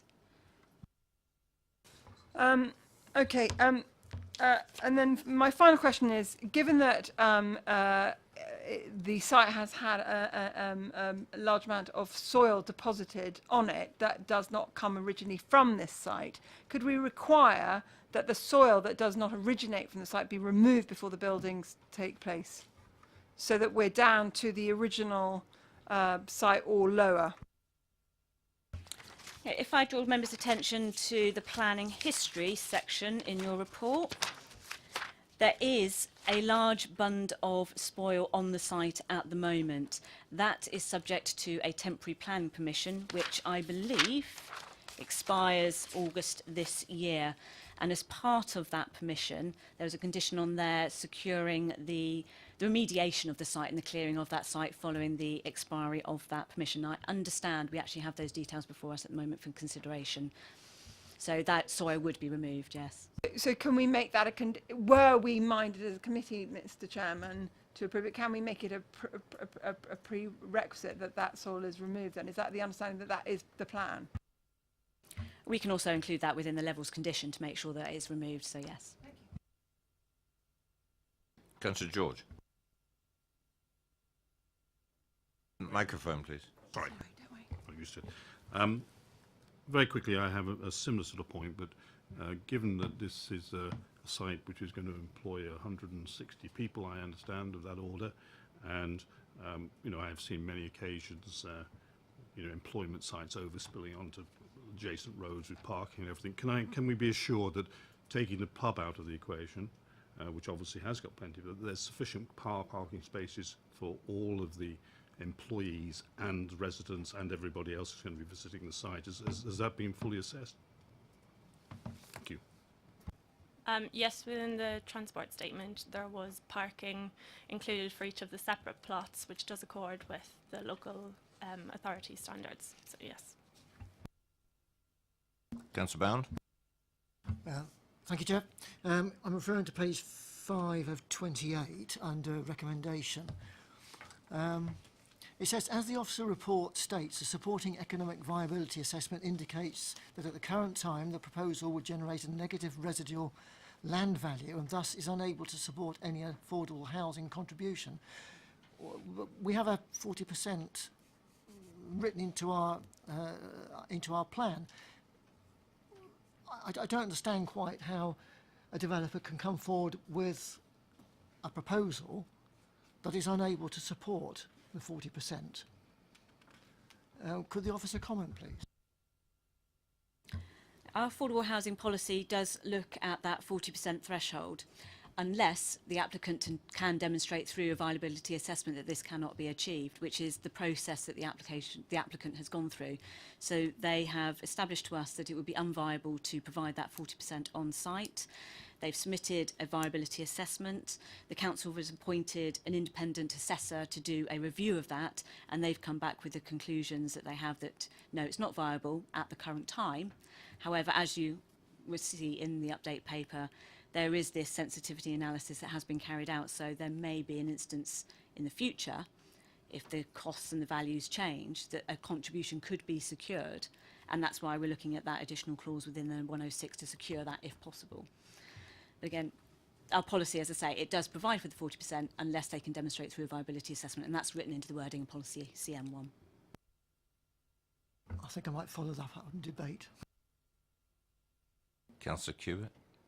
Sorry, just one final question. The cycle route, the future-proofing of the cycle strategy, which we haven't seen, in the event that we were to approve this planning application, does it kind of cut our nose off spite our face in terms of were there to be big links that were going to go down towards North Waltham or over to Dummer?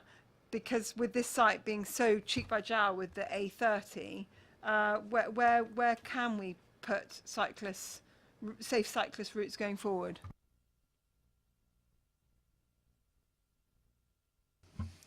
I mean, taking a cycle strategy forward, any strategy that is adopted then would have to consider what development proposals have been granted or have been built out on site. So it would have to be adjusted as part of that overall strategy, as part of that coming forward, that consultation process and adoption process. I mean, at the moment, we have to consider the development that is before us.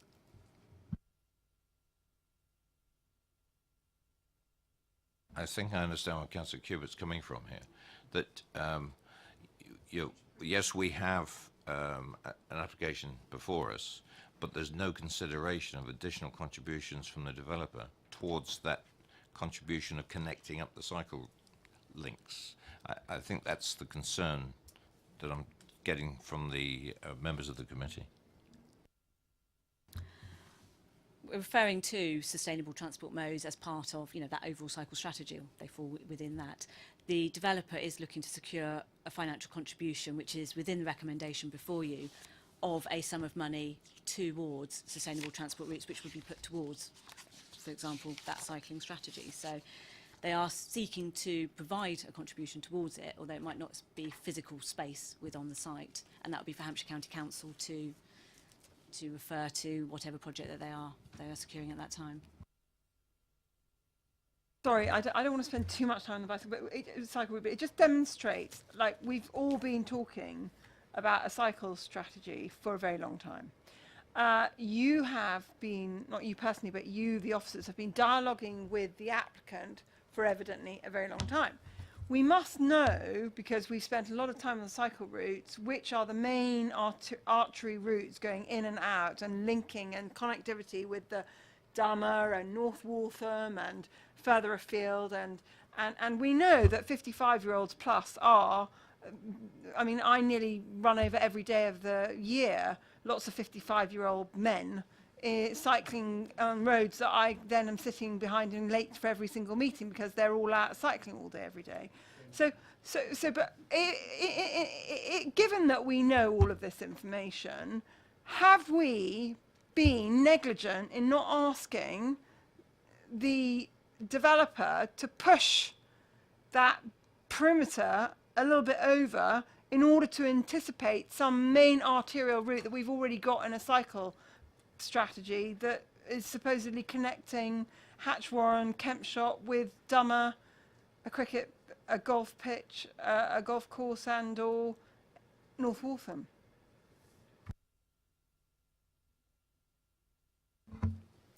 Again, Councillor, I entirely understand the issue that you're raising, because is this sort of slight chicken and egg situation of development proposals coming forward ahead of strategic infrastructure going in. I think the issue here is that the cycle strategy is not at an advanced stage where you've got fully worked up schemes. So in essence, the contribution that the county has sought to secure here is allowing for a contribution related to the scale of the development, because obviously it won't deliver the entire strategic infrastructure itself. Equally, I suppose, ultimately the land is privately owned, so even if the cycle strategy does at some point have some form of route there, obviously we don't know exactly what it is, then it won't necessarily be on that land. So I think in essence the site is doing the best it can given the position that we know in terms of the cycle strategy, which isn't a firm proposal at this moment in time. Any more questions for the officers? Debate. Councillor Bound. Somebody has to start, don't they? I think there's a lot of good things about this proposal. I mean, obviously the dental surgery is very much required by the people of Begwood. I mean, I still do question the car parking aspects of it. I visited my own dentist yesterday just to check upon the fact that they have to have dental assistants. They can't not have dental assistants. So if you've got 5 sort of surgery rooms, then you've got to have dental assistants to go along with them. You might have a hygienist there as well, I suppose. Seems to me they're going to take up all the parking, so it's got to go somewhere else.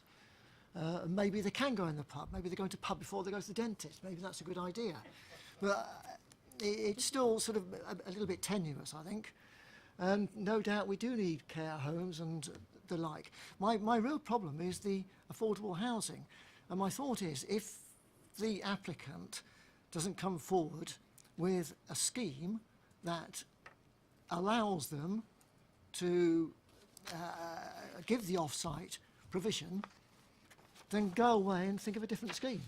It's my thought on it. And for that reason, I can't support it. Thank you. Anybody else?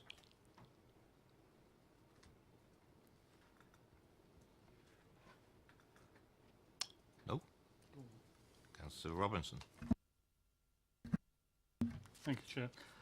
I look at this site, and to me, where it's located, it is an urban site. It's not in the countryside, and as time goes on, with other estates that we're now going in there, it is going to be sort of, within the Basingstoke urban area, whether that's technical or not. Realistically, it's going to be an urban site, and it's got a large open space right next to it. And the facilities that are being provided are obviously, really needed.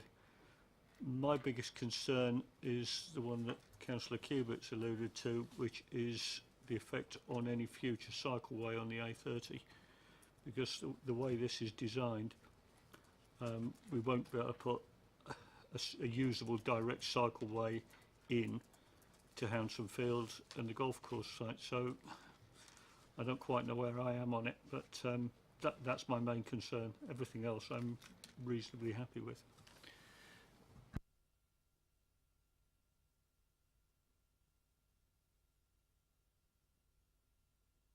Councillor Sherlock. I am not happy with this at all. It's not in the local plan. It seems an extraordinary mishmash of services. I don't see how they complement each other. The parking is dubious. There's no cycling. I think we ought to the wildlife is very important, and the green corridor I take on board.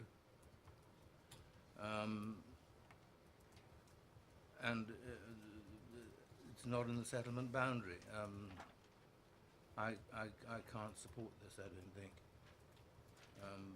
What I'd like to do is find some good reasons for not doing so. Thank you. Okay. Councillor Potter. I mean, being mindful, I think, of the commentary made by local councillors, Councillor Reid and Councillor Bean in particular. I mean, I saw what Councillor Putty had written. I wasn't quite sure what his position on this is. He just says he wants it progress as soon as possible. Well, I don't know what that means. He wants it determined positively or negatively. But anyway, I mean, it's for him to say that himself. But I think what both the councillors were saying was that, subject to a number of conditions, some of which I think are probably within our control, that overall the scheme is supportable. And it does provide a whole range of community facilities which, I think by their own definition, its own description, will be welcomed by the local community. And obviously we have our officer recommendations in front of us. I must admit, I, like Councillor Band, have real reservations about the affordable housing element of this, really. And I mean, we're always, I think, suspicious of these viability arguments, really. But in this particular case, I mean, I struggle to think that this can't be viable enough for the affordable housing to be provided, even if it's an off-site provision, really, because if you look at what's being suggested here, the sort of composite nature of the scheme, I can't see that stacking up in a way that doesn't make it profitable such that this provision can be made, really. And I don't know whether that is sufficient in itself for us to argue this with the developer at this stage, but certainly I think we can firm up on that aspect of it. My view would be that we need, consistent with our local plan, to see that provision made within this application, and I think it should hinge around that. Other than that, I think all the other elements that I've heard referred to tonight probably can be conditioned in the way that Councillor Kubert has alluded to. I think the groundworks aspect of that, I mean, that's nearly going to happen in any case, I think, really, because once it's stripped down to its, quote, normal and historical ground level, then I think that will satisfy the sort of overall height of the building itself.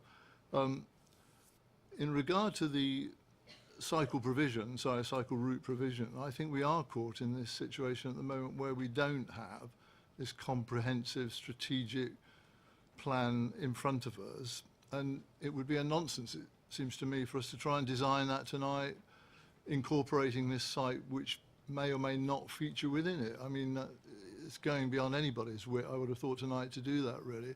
So we consider what's in front of us. And on balance, I think, subject to those sort of conditions that we've been talking about, I support the scheme, but I would want to think that we could find a form of words within the affordable housing element of this, which really does firm up our requirement and gets us nearer to what we think always that we've provided for within our local plan. Thank you for that. Councillor Kubert. I know we're in debate, but because it's in relation to this affordable housing aspect, I'm looking at our local plan and the definition of C3, and the fact that CN1 requires us to have at least 15% of our affordable housing that we're producing over the year with enhanced accessibility or adaptability for people to be able to stay in their homes, and for the elderly. And then it makes a reference in CN4, housing for older people and specialist housing. It refers to class C3. Would the retirement home fall under the definition of C3? Absolutely. So it's the 40 apartments that fall within the C3 use class. So C3 being residential. So typical residential would be where the 40% would apply. That is effectively, in totality, the affordable housing requirement. If you apply the 40% to this scheme, it is 40% of those 40 units. So it's the equivalent of 16 units. The work that has been done during the application has been to look at first, would an off-site contribution be more appropriate here? And the view, as described in all the discussion so far, was that it would. The second part of that then was looking at the other aspect of policy, CN1, so picking up on Councillor Potter's point around the viability. Now, the viability work was submitted by the applicant. Following CN1 to the word, we had that looked at by an external consultant appointed by the council, and I would say in this instance we worked quite hard through the procurement process to ensure that it was someone who is experienced in this type of development, because obviously it's not a straightforward residential scheme, and they came to the same conclusion that it wasn't viable as things stand. But the sensitivity testing that was referred to, I think that's quite key in terms of trying to establish, if I can put it this way, the best that we felt that we could secure, which was allowing for this effectively what's known as an overage clause, and that's what's in the update paper. What it's saying is that if this, as things stand now, based on the information that the applicant has submitted and the information that we've had verified, we agree that the scheme isn't viable to provide the off-site contribution. But if the development didn't come forward for a period of time, if costs and values change, then there would be an ability to revisit that. But I don't think there's a way that we could go further than that at this stage in terms of trying to secure something beyond. Sorry, again, this is a debate I appreciate, members, and I'm sorry for deviating from there. But if the viability was based on the assumption that the sites from the retirement home could only be provided off-site, that would mean they would factor in acquiring additional land, building additional buildings to provide that figure of 16, which I could see would skew their viability beautifully, because the projected acquisition cost of additional land, the additional cost of spend for building. But if you were to make them do a viability calculation, assuming that the 16 houses were on site, what would the viability be then? I absolutely agree, and the viability to demonstrate that it, probably didn't explain it in the right order, but they did do it that way, based on the on site. But the discussion around the whether it would or wouldn't have otherwise been an off-site contribution was a second part to that. So it was done on the basis of could it provide the 16 on-site as a starting point. It did do that. Councillor Harvey. Thank you, Chair. Just picking up on the comments that have been passed so far about the affordable housing point, I really struggle when we have commentary that says there are inherent problems in on-site provision of affordable housing within sheltered developments of specialised accommodation for elder people, because they give rise to distinct problems leading to a divisive community. I mean, that's the commentary of the information supplied by the developer, and I really do object to that kind of language being used in that context. They have a reason for saying it, it's been said, but I find that if you're using that as your argument and excuse to get yourself out of providing affordable housing in one side of the proposal, to me, I just struggle with that. I really do agree with the commentary that's been passed so far on the affordable housing point. I think I would like to see the developers' feet kept as close to the fire as absolutely possible on this one, given the arguments that officers have made very eloquently in terms of where we are is where we are. Therein, we have to deal with the application that is in front of us. If this thing is given permission this evening, then they have got to have that sensitivity test applied in the appropriate way, with the clause that you've come up with, which I hear and respect. To hold their feet to the fire on it. I still make the argument, and agree with colleagues, there's no reason why they can't do it now. I don't believe the argument, really. I don't think it stacks up, I really don't. But we are where we are with what's in front of us, and in planning terms, in terms of the planning reasons, and as Councillor Sherlock said, I wished I could think of the reasons to reject this. Well, if you did, you'd have said it in that context, wouldn't you? And you didn't. And I think this is the point this evening. The argument that has been presented to us, the application that is in front of us, and with the residents' commentary as well, that the dental surgery will be important to them. And you hear the number of people that serve that surgery locally, and how important it will be to the provision of better services for those local people. Local councillors made that point. The argument around the care home, there will be local people that will benefit from this provision, without a shadow of a doubt. I think the spectre of Portsmouth and Salisbury, and we have a growing population in Basingstoke where these facilities will be required. I want them to be exemplary. I want them to be very good quality. And, that's a question mark over the provider's ability to deliver that when the scheme is built out. Whether or not the scheme is built out is our decision this evening.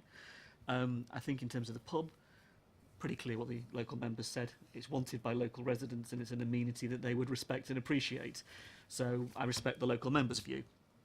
And as others have said, and I noted the reaction of our colleagues, anything can be guessed about what Councillor Putty made this evening in terms of which way he feels about this. We've heard from both of you, and we read into his commentary whatever you want to make up, really. On balance, I am coming down on the view of saying that I support the scheme because of what's in front of us. A lot of the questions that have been raised, the legal issues, are beyond this committee. I think the issue around the green space and the other elements are matters for other places as to why we are where we are here. And I think the commentary, whether this is a referral or not, I don't know. Whether this is something that EPH needs to pick up. But if the interpretation of our policy is such that commentary of divisive community and the way that it can be read on affordable housing is the way a developer has done so, I certainly don't want to see that again. So I'd like, as if we have to, in another place to pick that up. They're not matters for this committee, and that's the issue, isn't it? So yeah, at the moment in time, I'm coming down in favour of supporting the application as presented this evening, with those conditions attached. I think the eloquence of the conditions that have been asked for on a number of fronts, and I've got about half a dozen of them I've noted down, are things that we need to pick up as a committee chair. Yeah, I think that's quite constructive. Thank you, Councillor Harvey. I've got a couple on that. I tend to, yeah, I'm listening to various arguments, obviously, but I think local community have identified that these facilities are required. I think what we're doing is, on the affordable housing side, we are looking at this as a principle more than anything else, and I'm assured by the planning manager that there is that sensitivity check that you've mentioned will progress. I think as this evolves, it will progress, and at least we've got a monitoring system to see if there is any off-site contributions that can be determined from this. The kind of conditions that are going, and that may be included in your list, is I'm thinking of the screening. It was mentioned, I think, by Councillor Reid, that maybe that could be enhanced from what we see currently on the current application. I don't think we can go any further with the cycle routes, but I gave an undertaking earlier on to make sure that I speak to the chair of EPH. I think it's with EPH, isn't it? The cycling strategy. I can have a word with him and see if we can connect, make sure we've got some connectivity all the way through on this. And I don't know what the timetable is for that particular strategy to progress, but that's what I will undertake. I'm coming down on supporting this particular application. The conditions about the levelling and everything else, I think we tend to be in agreement on that on the committee. Is there any other points that want to come out in debate? I'm offering this to the committee, but Councillor Potter? Sorry, Chair, I heard what you said in the last sentence there about any other points, but if I may, let me just return to this affordable housing issue, really, if I may. I mean, as you probably detected from my first contribution, I hope, I mean, I'd like to support this scheme, and it has a number of commendable things in it which people have referred to. But this issue around affordable housing in this context, and when you think about it, the words that are applied here really leading to a divisive community, fostering resentment. Well, to be frank, I can see those being applied by any developer providing affordable housing on any scheme. I mean, I come across it all the time. I mean, I have to say it's a fact in regard to what we experience, really, where affordable housing has been provided, and making sure that, you know, those communities are cohesive takes some work, and, you know, it applies in terms of the way the scheme's finally developed, really. But I mean, you could apply those words to just about any housing scheme that we consider affordable housing for, where people resent the fact that some of that social housing provision is in amongst other dwellings. And I don't think we can let that go unchallenged. I think this developer has to be told, go back and rethink that, because I believe it can be viable within the scheme that you're proposing. It certainly should be, if you look at what I would have thought is being proposed here. And to come forward with that sort of proposition, I think, is unreasonable and unacceptable at this juncture. If it were not for that, I think, subject to the conditions that people have spoken to, which I think can be easily applied to this scheme, I'd have no equivocation about supporting it. But that really does, quite frankly, distress me, really, because I think it's a thesis that can be applied in all sorts of schemes that we have before us in the future. This one happens to be a particular type, specialist scheme, but you could go through with that, as I say, in a number of other places. And that just is unacceptable, isn't it? I'm getting up Mike to comment on this. Yeah, can I ask Mike to come back and comment on this specifically? And I'm quite sure he's going to refer to the policies as well. So I think the issue is that I think the two points are slightly separate. So I think the viability case is made solely on the financial viability case. So that has, I suppose, the starting point for that was, as mentioning in response to Councillor Cubitt, was if there was 40% provided on site, what would the financial impact of that be in terms of the economic assessment undertaken? and that was the process that was gone through to demonstrate it's not viable. I think the second issue, separate to that, was around had there been an affordable housing provision that could have been made viably, would it have been then an on-site or an off-site contribution? I think that second point is where the commentary has come in. So I entirely understand the sensitivity of that, of the wording that's been used, but I don't think it would necessarily come through in any other residential development if that is the concern, that somehow that this would create a precedent for that type of justification being used for off-site contributions going forward. So I think the two issues are separate, and I think, as I say, the viability position that's been put forward, I think we have pushed that in terms of ensuring that we've secured that overage clause as best we can.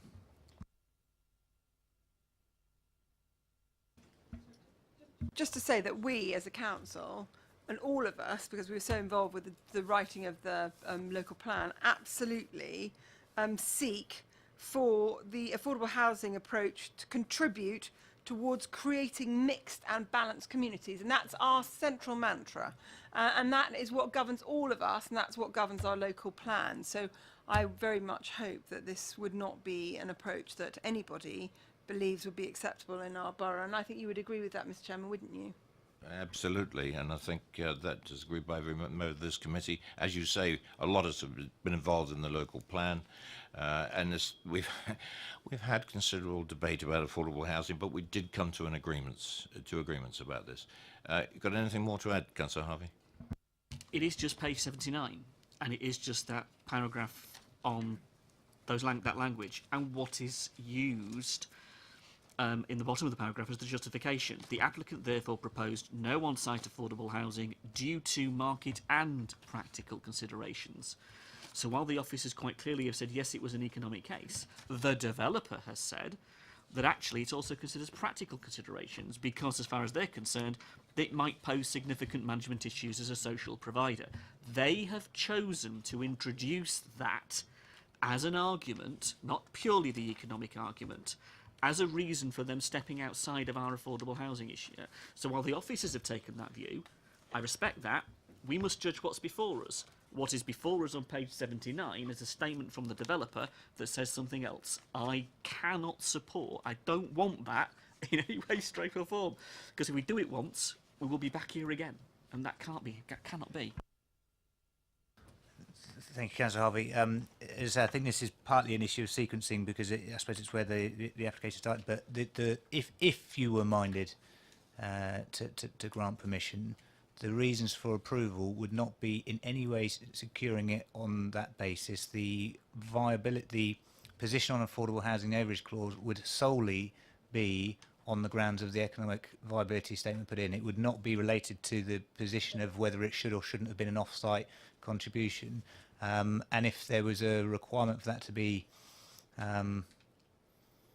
formalised in some way, then that could equally be added as a in the minutes of this meeting. I'm sure as something that was highlighted by the committee in coming to their consideration. But just to be clear, the position on the 106 and the clause that's been suggested is entirely on the viability grounds, not on the justification or otherwise for an off-site.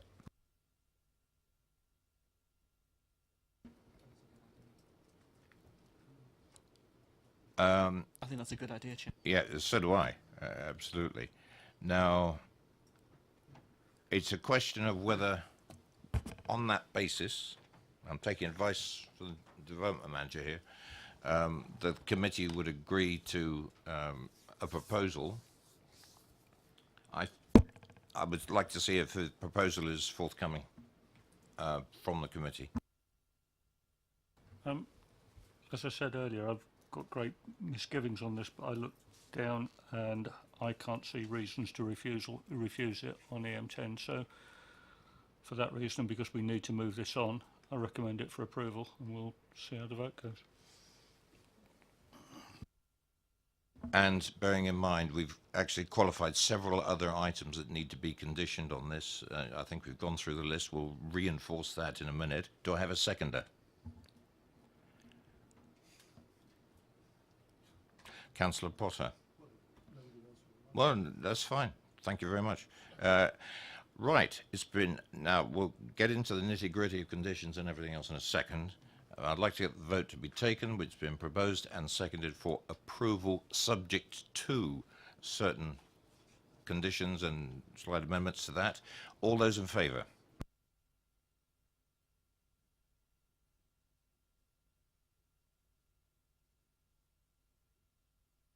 Any against?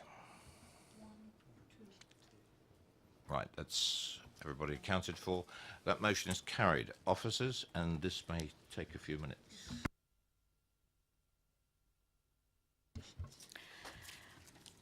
Okay, so there's been a number of conversations about the conditions that would be attached to a decision notice. And I would draw members' attention to the agenda, which sets out a number of conditions, some of which have, again, been updated or had minor changes within the update paper. There has been conversations or concerns about screening and the acoustic fencing and landscaping.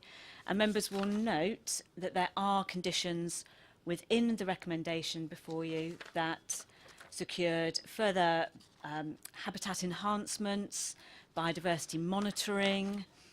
There's also conditions securing landscaping, landscape management was mentioned. We've also got a condition securing a particular landscape management scheme.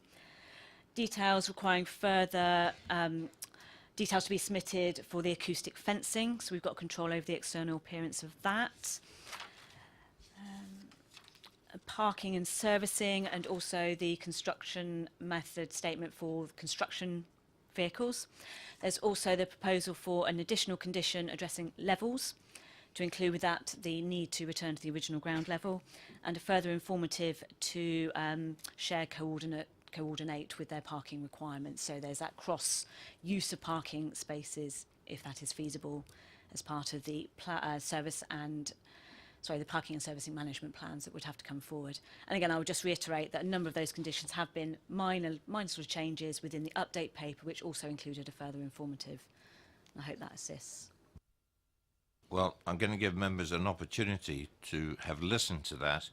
Do you have anything else that needs to be added formally from this committee to those conditions? Councillor Harvey. Thank you, Chair. I suspect this is probably an informative rather than a condition in the context of what the officers have just said, but I pick up what's been referred to as the tight control of the landscaping programme, such that it is delivered and we don't find ourselves in the same position as we've had with other developments locally.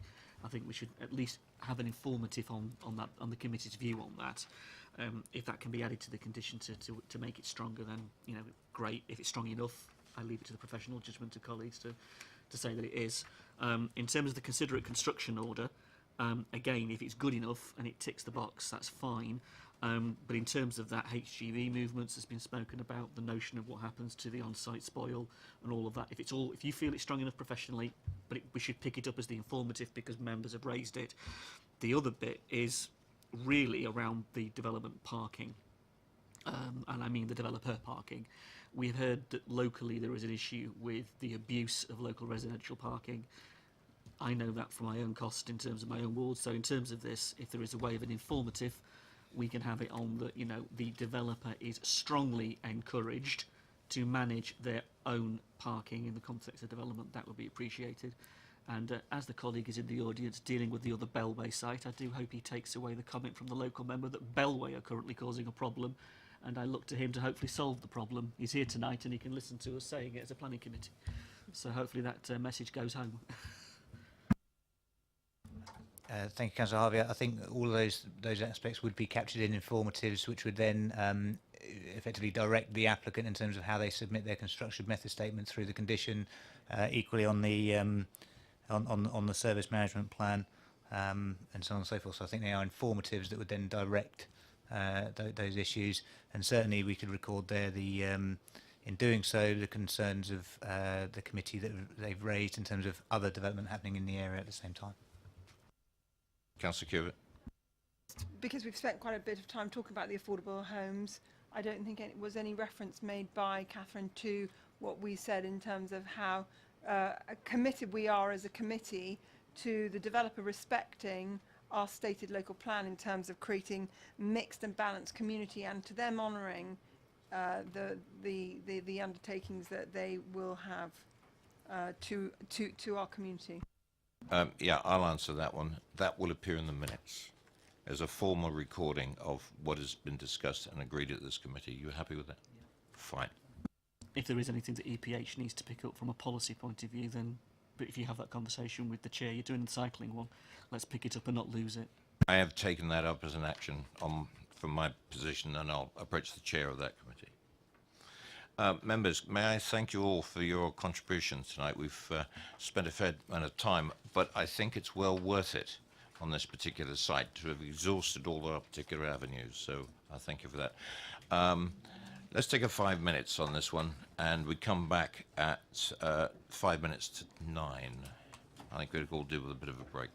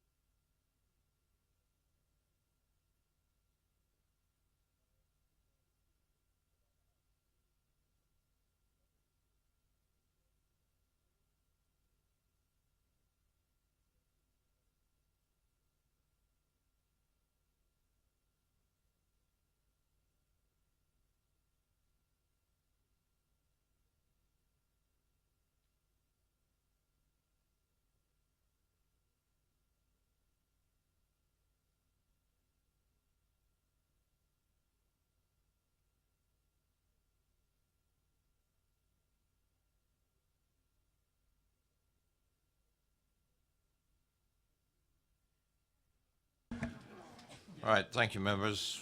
Back and reconvened. Agenda item number 2 is Land at Swing Lane.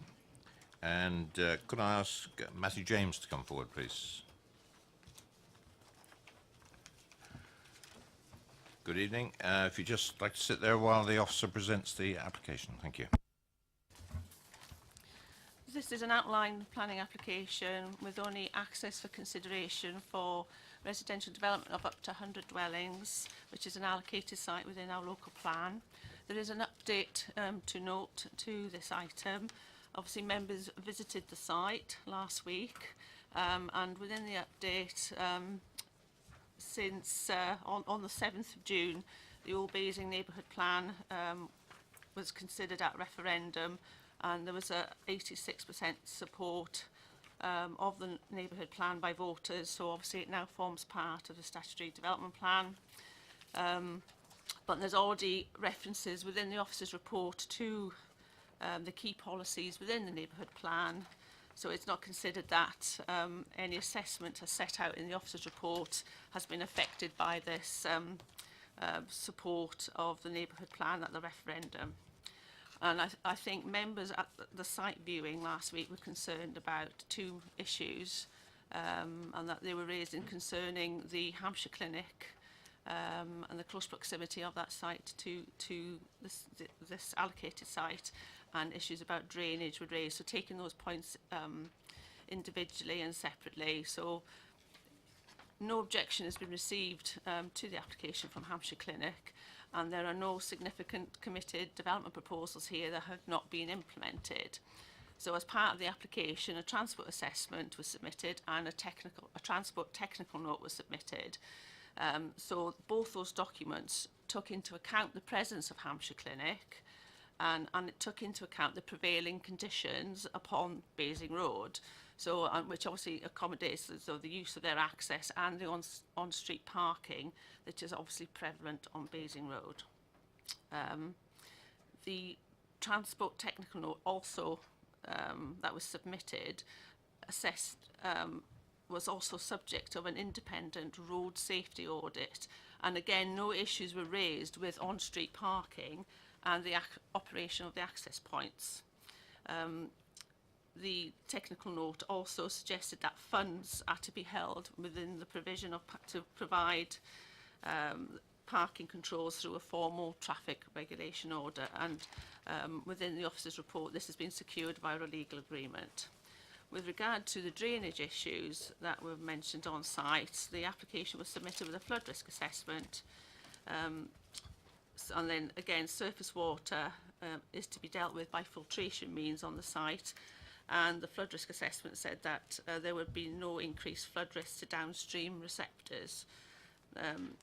The local lead flood authority there is general support for the surface water drainage proposals that's been submitted as part of the scheme. Thames Water confirmed that there's existing public foul sewerage capacity within the local area, and as within the officer's report, there is a condition being imposed to secure the detailed surface water drainage strategy scheme. As such, the application is for approval, subject to the applicant entering into a legal agreement to secure the necessary items within page 116 of the officer's report and the conditions on the order paper. Thank you very much.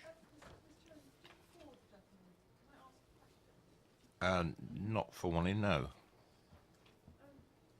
Because it's, unless there's a query on the officer's presentation of the application, which is in front of us anyway. I'd rather we keep questions to officers at the appropriate time. Mr. James, you have 4 minutes. Thank you, Chair, and good evening, members. Swing Lane is an important allocated site within Hampshire County Council's strategic land programme and the adopted local plan. As such, the County Council prepared and submitted this outline application in the year following the adoption of the local plan. We have led constructive pre-application engagement with the Parish Council, held a community exhibition attended by over 80 people to help shape the proposals, responded to pre-application comments from officers and briefed committee members prior to submission. And I wanted to briefly summarise key points in relation to the local plan policy for the site, policy SS 3.1. The policy asks for approximately 100 dwellings, and the layout submitted with the application demonstrates how the 100 homes can be successfully delivered, including meeting the parking requirements and open space standards for the site. In terms of quality and character, careful analysis of the site and its surroundings has informed the master plan strategy for the site, setting the context for future reserve matters applications. In respect of Old Basing Conservation Area, a green space, which includes a kickabout area, is proposed for the eastern portion of the site, setting the development back from Basing Road and the conservation area. In respect of the local road network, safe highway access is proposed onto Swing Swang Lane, and the local highway authority raises no objection to the application. In terms of non-car transport, a new footway is proposed along Basing Road, improving accessibility and safety. And the site has great cycle connections to East Drop Park, Basing View and the town centre, using National Cycle Network. The existing public right-of-way is retained within the site within a green corridor. Green infrastructure is provided to meet open space requirements, including an on-site kickabout area and informal play area. Detailed thought has been given to the wall bed straw, chalk grassland, trees and hedgerows and the fauna that they support, which can be retained and enhanced. The policy requirement for renewable and low carbon energy can be addressed by a developer at reserve matters stage, given that this is an outline application. Acceptable levels of noise and vibration are achievable by setting buildings back from the railway line and through detailed design.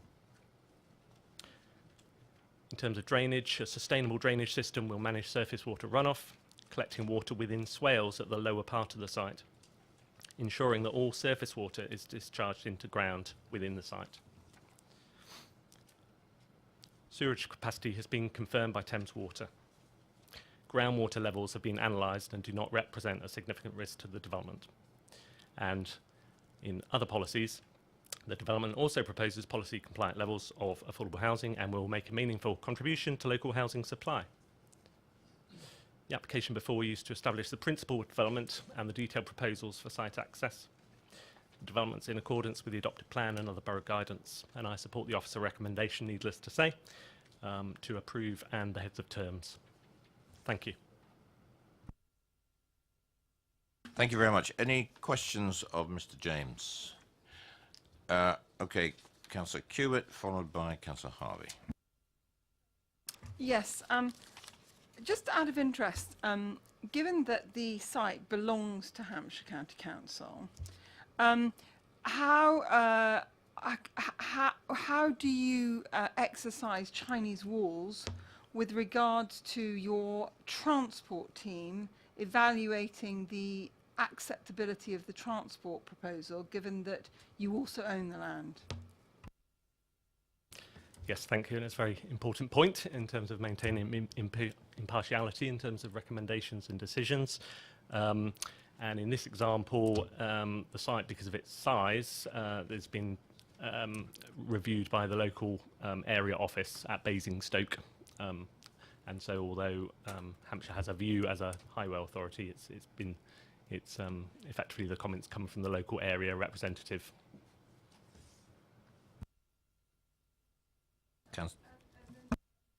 In terms of education provision, because there's been the three main kind of areas. One is the transport traffic problem, 2 is the education provision, and 3 is the water and the water runoff impact on the Basing Fens, which is a sink. And I thought initially that this proposal was here just to discuss the access points, and that all the other matters would be addressed at a later stage. But given that you've raised them in your preamble, I'd love you to talk me through how you feel you will preserve the integrity of the sink, which is immediately next door to it. You made a reference specifically to the fact there's no water problems. Well, any one of us who lives in the area or who accesses the road there knows that at certain times of the year, that road is flooded. every day. So there is evidently an issue with that water already, and that's before we've got all that land, which is currently field, is tarmacked. And so I wonder whether you could answer that question, and the education and the other matters that I Yes, for sure. So taking the first point in terms of water, so what has been submitted as an outline application is a drainage strategy and review of the existing conditions and how the development might affect those. It is not a final design and would be subject to a condition which is recommended in the report for the details of that as and when a developer is appointed. In terms of education, we've had discussions with Hampshire as an education authority. Again, same point, but in terms of making off-site contributions towards local improvements, and that would normally be secured through Section 106 agreements. And then in respect of the highways, as I say, we've had quite a comprehensive transport assessment and technical note prepared by our consultants in submitting, and that's been reviewed by the local highway authority, and they've not raised objections in terms of existing issues. How can you, with a development like that of 100 houses, so we've got major pinch points, as I'm sure you're fully aware. We've got Old Basing right next door, and there was an undertaking originally in the neighbourhood plan to respecting, in section SS 3.1, respecting the historic significance and conservation area of Old Basing. So you've got road flows from Old Basing. And Old Basing has huge problems with transport already. You've got Pirates Hill is a big problem. You've got the conservation area. You've got the incredibly important historic building is a big problem. And then you've got this development, which is Swing Swang. And then you've got this very narrow railway bridge onto Swing Swang, which is the industrial estates. So how do you, Hampshire County Council, propose that the movement of the peoples in the site that is going to be the 100 houses are going to exit that site? Which way are they going to go? They're going to go through Old Basing? How are they going to get to the A30? How are you going to try and ensure that they go the least negative route? And which is the least negative route, in your opinion, at this juncture? Okay. A few things in there. In terms of the transport assessment, I wouldn't confess to be a transport engineer, but in terms of the work that's been done by our consultants, they're forecasting between 50 and 60 vehicle movements during any particular rush hour, which they've assessed to be I suppose, not significant in terms of the overall picture and future planned growth in the area. And they have, I suppose, in terms of desire lines, there will be clear connections through up towards the A30 and onto the M3 and across into and north up into Chinham in that direction. So it will be spread, and it has been evaluated, I suppose, would be the response.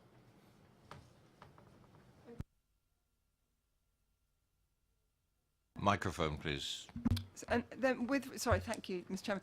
So we dealt with the drainage, which you say you feel will not exacerbate and damage the sink. We've dealt with the roads because you say the transport says that out of 100 dwellings, there will only be 60 car movements per rush hour. Well, we can look into that later, and that's now here for posterity. And then you say in relation to education that we can deal with that. Well, the issue is that we have, and these are your educational establishments, not our educational establishments, our primary schools are full. So I don't know what amounts of monies that you could give us in the form of Section 106 will alleviate and resolve the fact that both our primary schools are already full. Have you got any comments in relation to that? I don't have the exact figure to hand, but it is something that through school planning, Hampshire Children's Services can come up with a very accurate figure in terms of forecasting number of pupils and how much it costs to provide a school place at different ages. And that will be secured through planning agreement.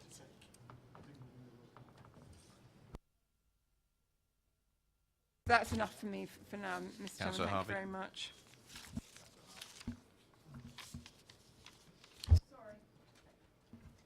Thank you, Chair. I'm sure the Chinese walls are as good as our Chinese walls. In the context of the paper before us, of course, it's outline and it's just for access in terms of detail. I get that, but you're also set out here in the report and in the information you've provided the affordable housing element. And can I just clarify with you, is it the County Council's intention that it will bring the Reserve Matters application forward, or is it your intention that the outline will be a precursor to a developer being appointed and the developer will bring forward the Reserve Matters application? Thank you. It could be either. There's been no firm decision, but the County Council is looking at a number of options in terms of direct delivery, but equally, quite often we will obtain planning permission and then market the site and receive offers. That's an interesting point in terms of direct delivery if the County Council went ahead with it, and that would be nice to see. It would be interesting to see as well. May I just put some seeds of thought in your mind then, to go back, and some comments for us to capture as committee. On page 121, we have the breakdown of what is proposed as the indicative mix on site. 10 one-bed units, 35 two-bed units, 40 three-bed units, and 15 four-bed units. Then, on page 134, we have the affordable housing breakdown. And what that suggests to me is that all of the one-bed units, which will be flats according to what the correlation between the two tables indicates, will be affordable. So all of the one-bed units on site will be affordable. And then you break it down through to having just a single four-bed unit house as an affordable element. I think it would be better to see, and I would imagine there would be more need associated, particularly from the communities surrounding this development, to see slightly more four beds offered as affordable than having every single one-bed flat simply offered as the affordable housing.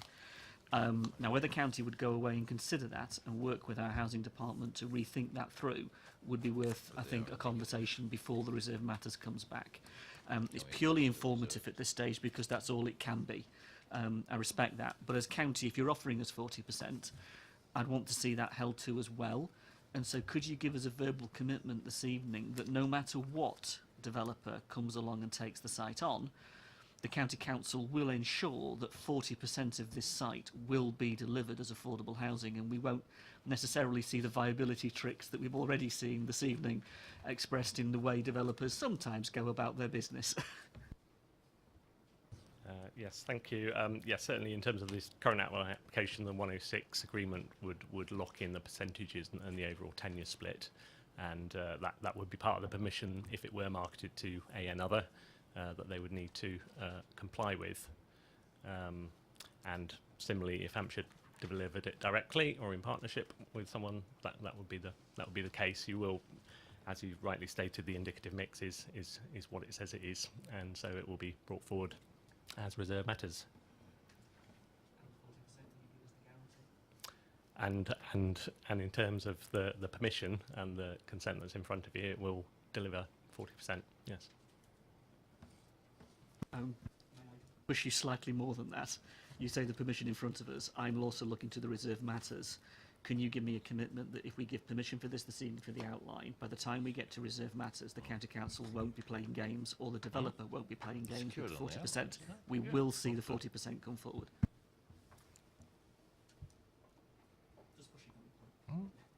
I'm just talking to officers. At outline, if there's 40% declared, that's a commitment at outline. Exactly. I am just conscious that viability and arguments and changes and the discussions that can happen with developers happen with developers, and sometimes we see Reserve Matters applications come back looking very different to what the outline was after those negotiations take place. Sorry, I wouldn't normally jump in, Chairman. Just for that point of clarification, if outline planning permission was granted, 40% would be secured as per the recommendation. Reserve Matters would then have to follow that outline. Obviously, there's nothing to stop a completely different planning application. That's the same as any other situation, but this application would be outline 40% secured, Reserve Matters to follow that element. Councillor Cubitt, question? And just in terms of the undertakings of Hampshire County Council to having respect to the neighbourhood plan, which was approved last week, and having respect to the location adjacent to the old Basing Conservation Area in terms of design and high quality and character of the proposal. How much have you, I mean, apart from just as illustrative, how much have you kind of modelled in terms of design and quality that mirrors the housing that it's next door to?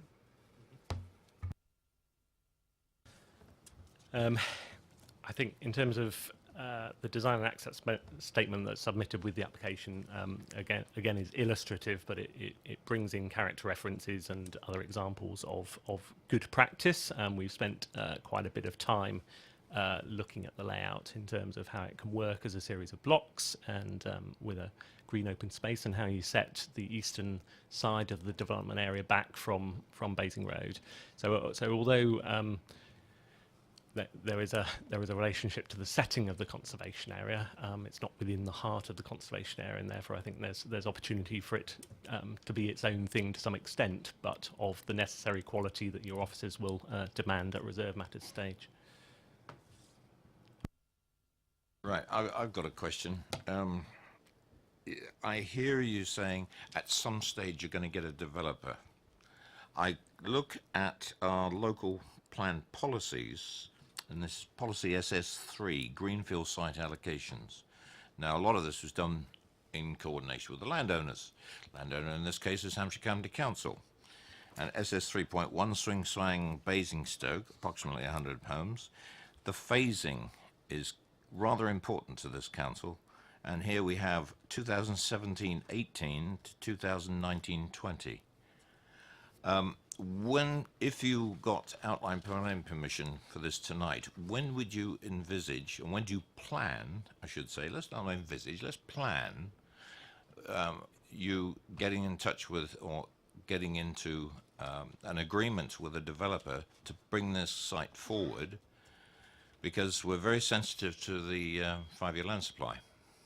And we are giving permission on this committee for, and we're currently over 5,000 houses have been given permission by this committee, and we're sensitive about their delivery.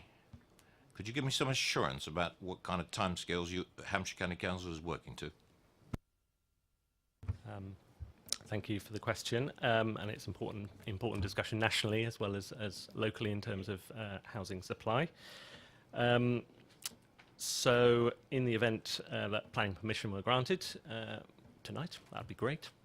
There is a stage for marketing, and there would then be a stage for the reserve matters application, and so that will take some time to deliver. But I think beyond that, then it would be.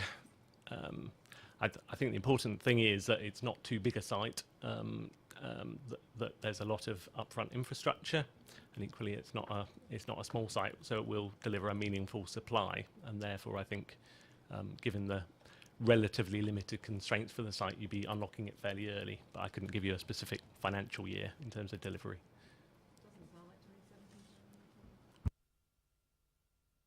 Yeah, I think generally we ask landowners or applicants when they come before this committee, to be a bit more specific than what you've been saying just now, because that's about as vague as I've heard anybody say at that end of the table.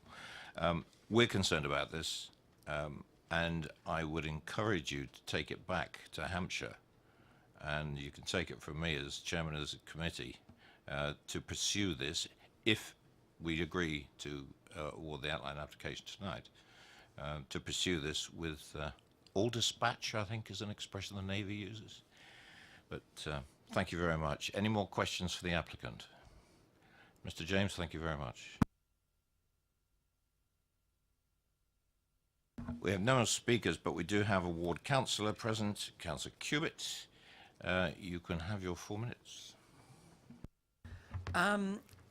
Apart from the issues that I've raised with the applicant, the ward councillors for Basing have always in principle supported this site,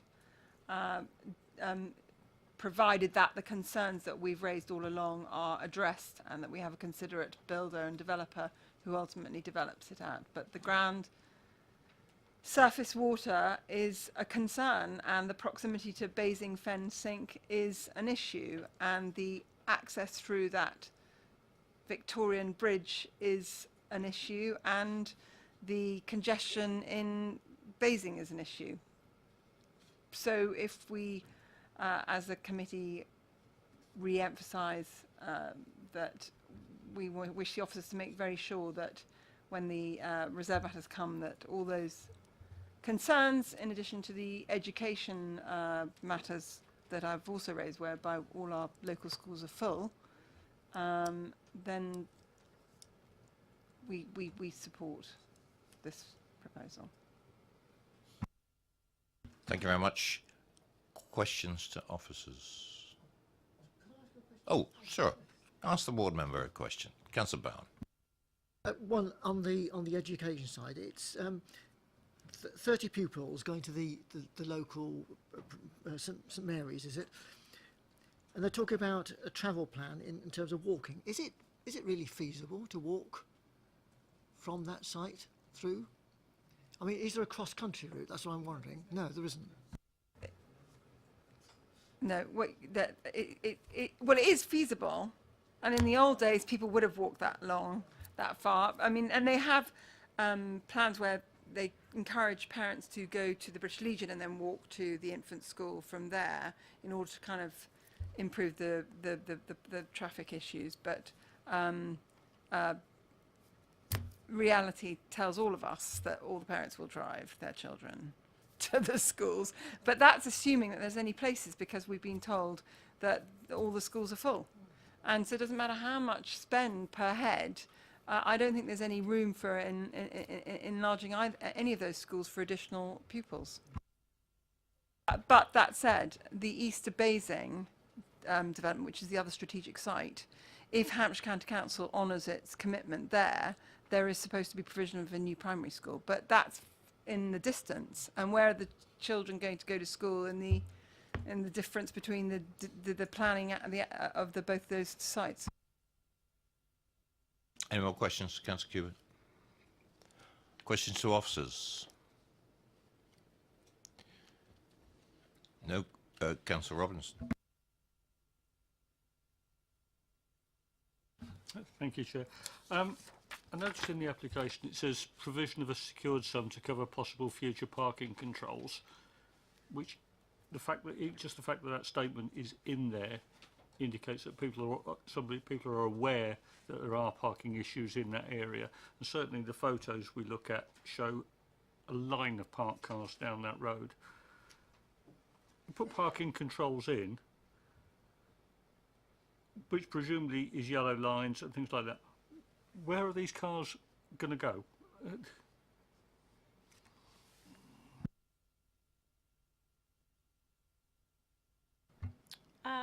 Well, based on a site visit myself when I went today, there was 5 cars to the left on exit of Hampshire Clinic. There was spaces further southwards along the entry to Hampshire Clinic, so there was room for those 5 cars, but our main concern is making sure that within the visibility space for the accesses, the on-street parking does not affect that, so there's no impact, a severe impact on the highway. Based on the plan that has been submitted, there's generous visibility space. I think it's 59 metres, which is for a 60-mile-an-hour road rather than a 30-mile-an-hour road.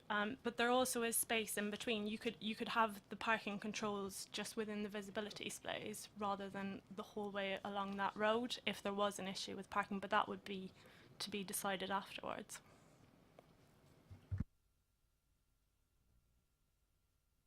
Okay. Debate?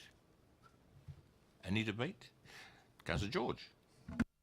Can I just reinforce Councillor Kubitt's concerns about the flooding in the area? I'd just like to do that because fundamentally in that area, looking at it, it's a combination of high groundwater levels and obviously surface water runoff, which gives high frequency of flooding of that road. And frankly, a strategy of just transferring surface water to the groundwater is not going to help that much under those circumstances. So it's a real comment just to say, although we've got here that there's going to be a detailed surface water drainage strategy in place, I really am concerned that any strategy was going to be entirely effective or not, and that if there is a strategy or something in place, it's going to be extremely expensive to deal with. So it's really just a concern to reinforce that, frankly. Thank you very much. Councillor Leeks. Is the ward councillor proposing it? If she is, I'll second it. If not, I'll propose it. That was one to you, Councillor Cubitt. Councillor Leeks, you have... Councillor Leeks, I move it, Chairman. Thank you very much. Do I have a seconder? Thank you. Councillor Sherlock has seconded that. This is for approval, I take it. Right. It's been moved and seconded for approval. All those in favour?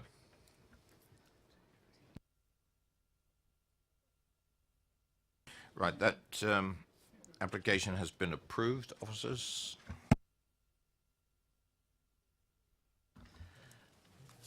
Yep, the application has been approved subject to the 106 and the conditions within the officer's report.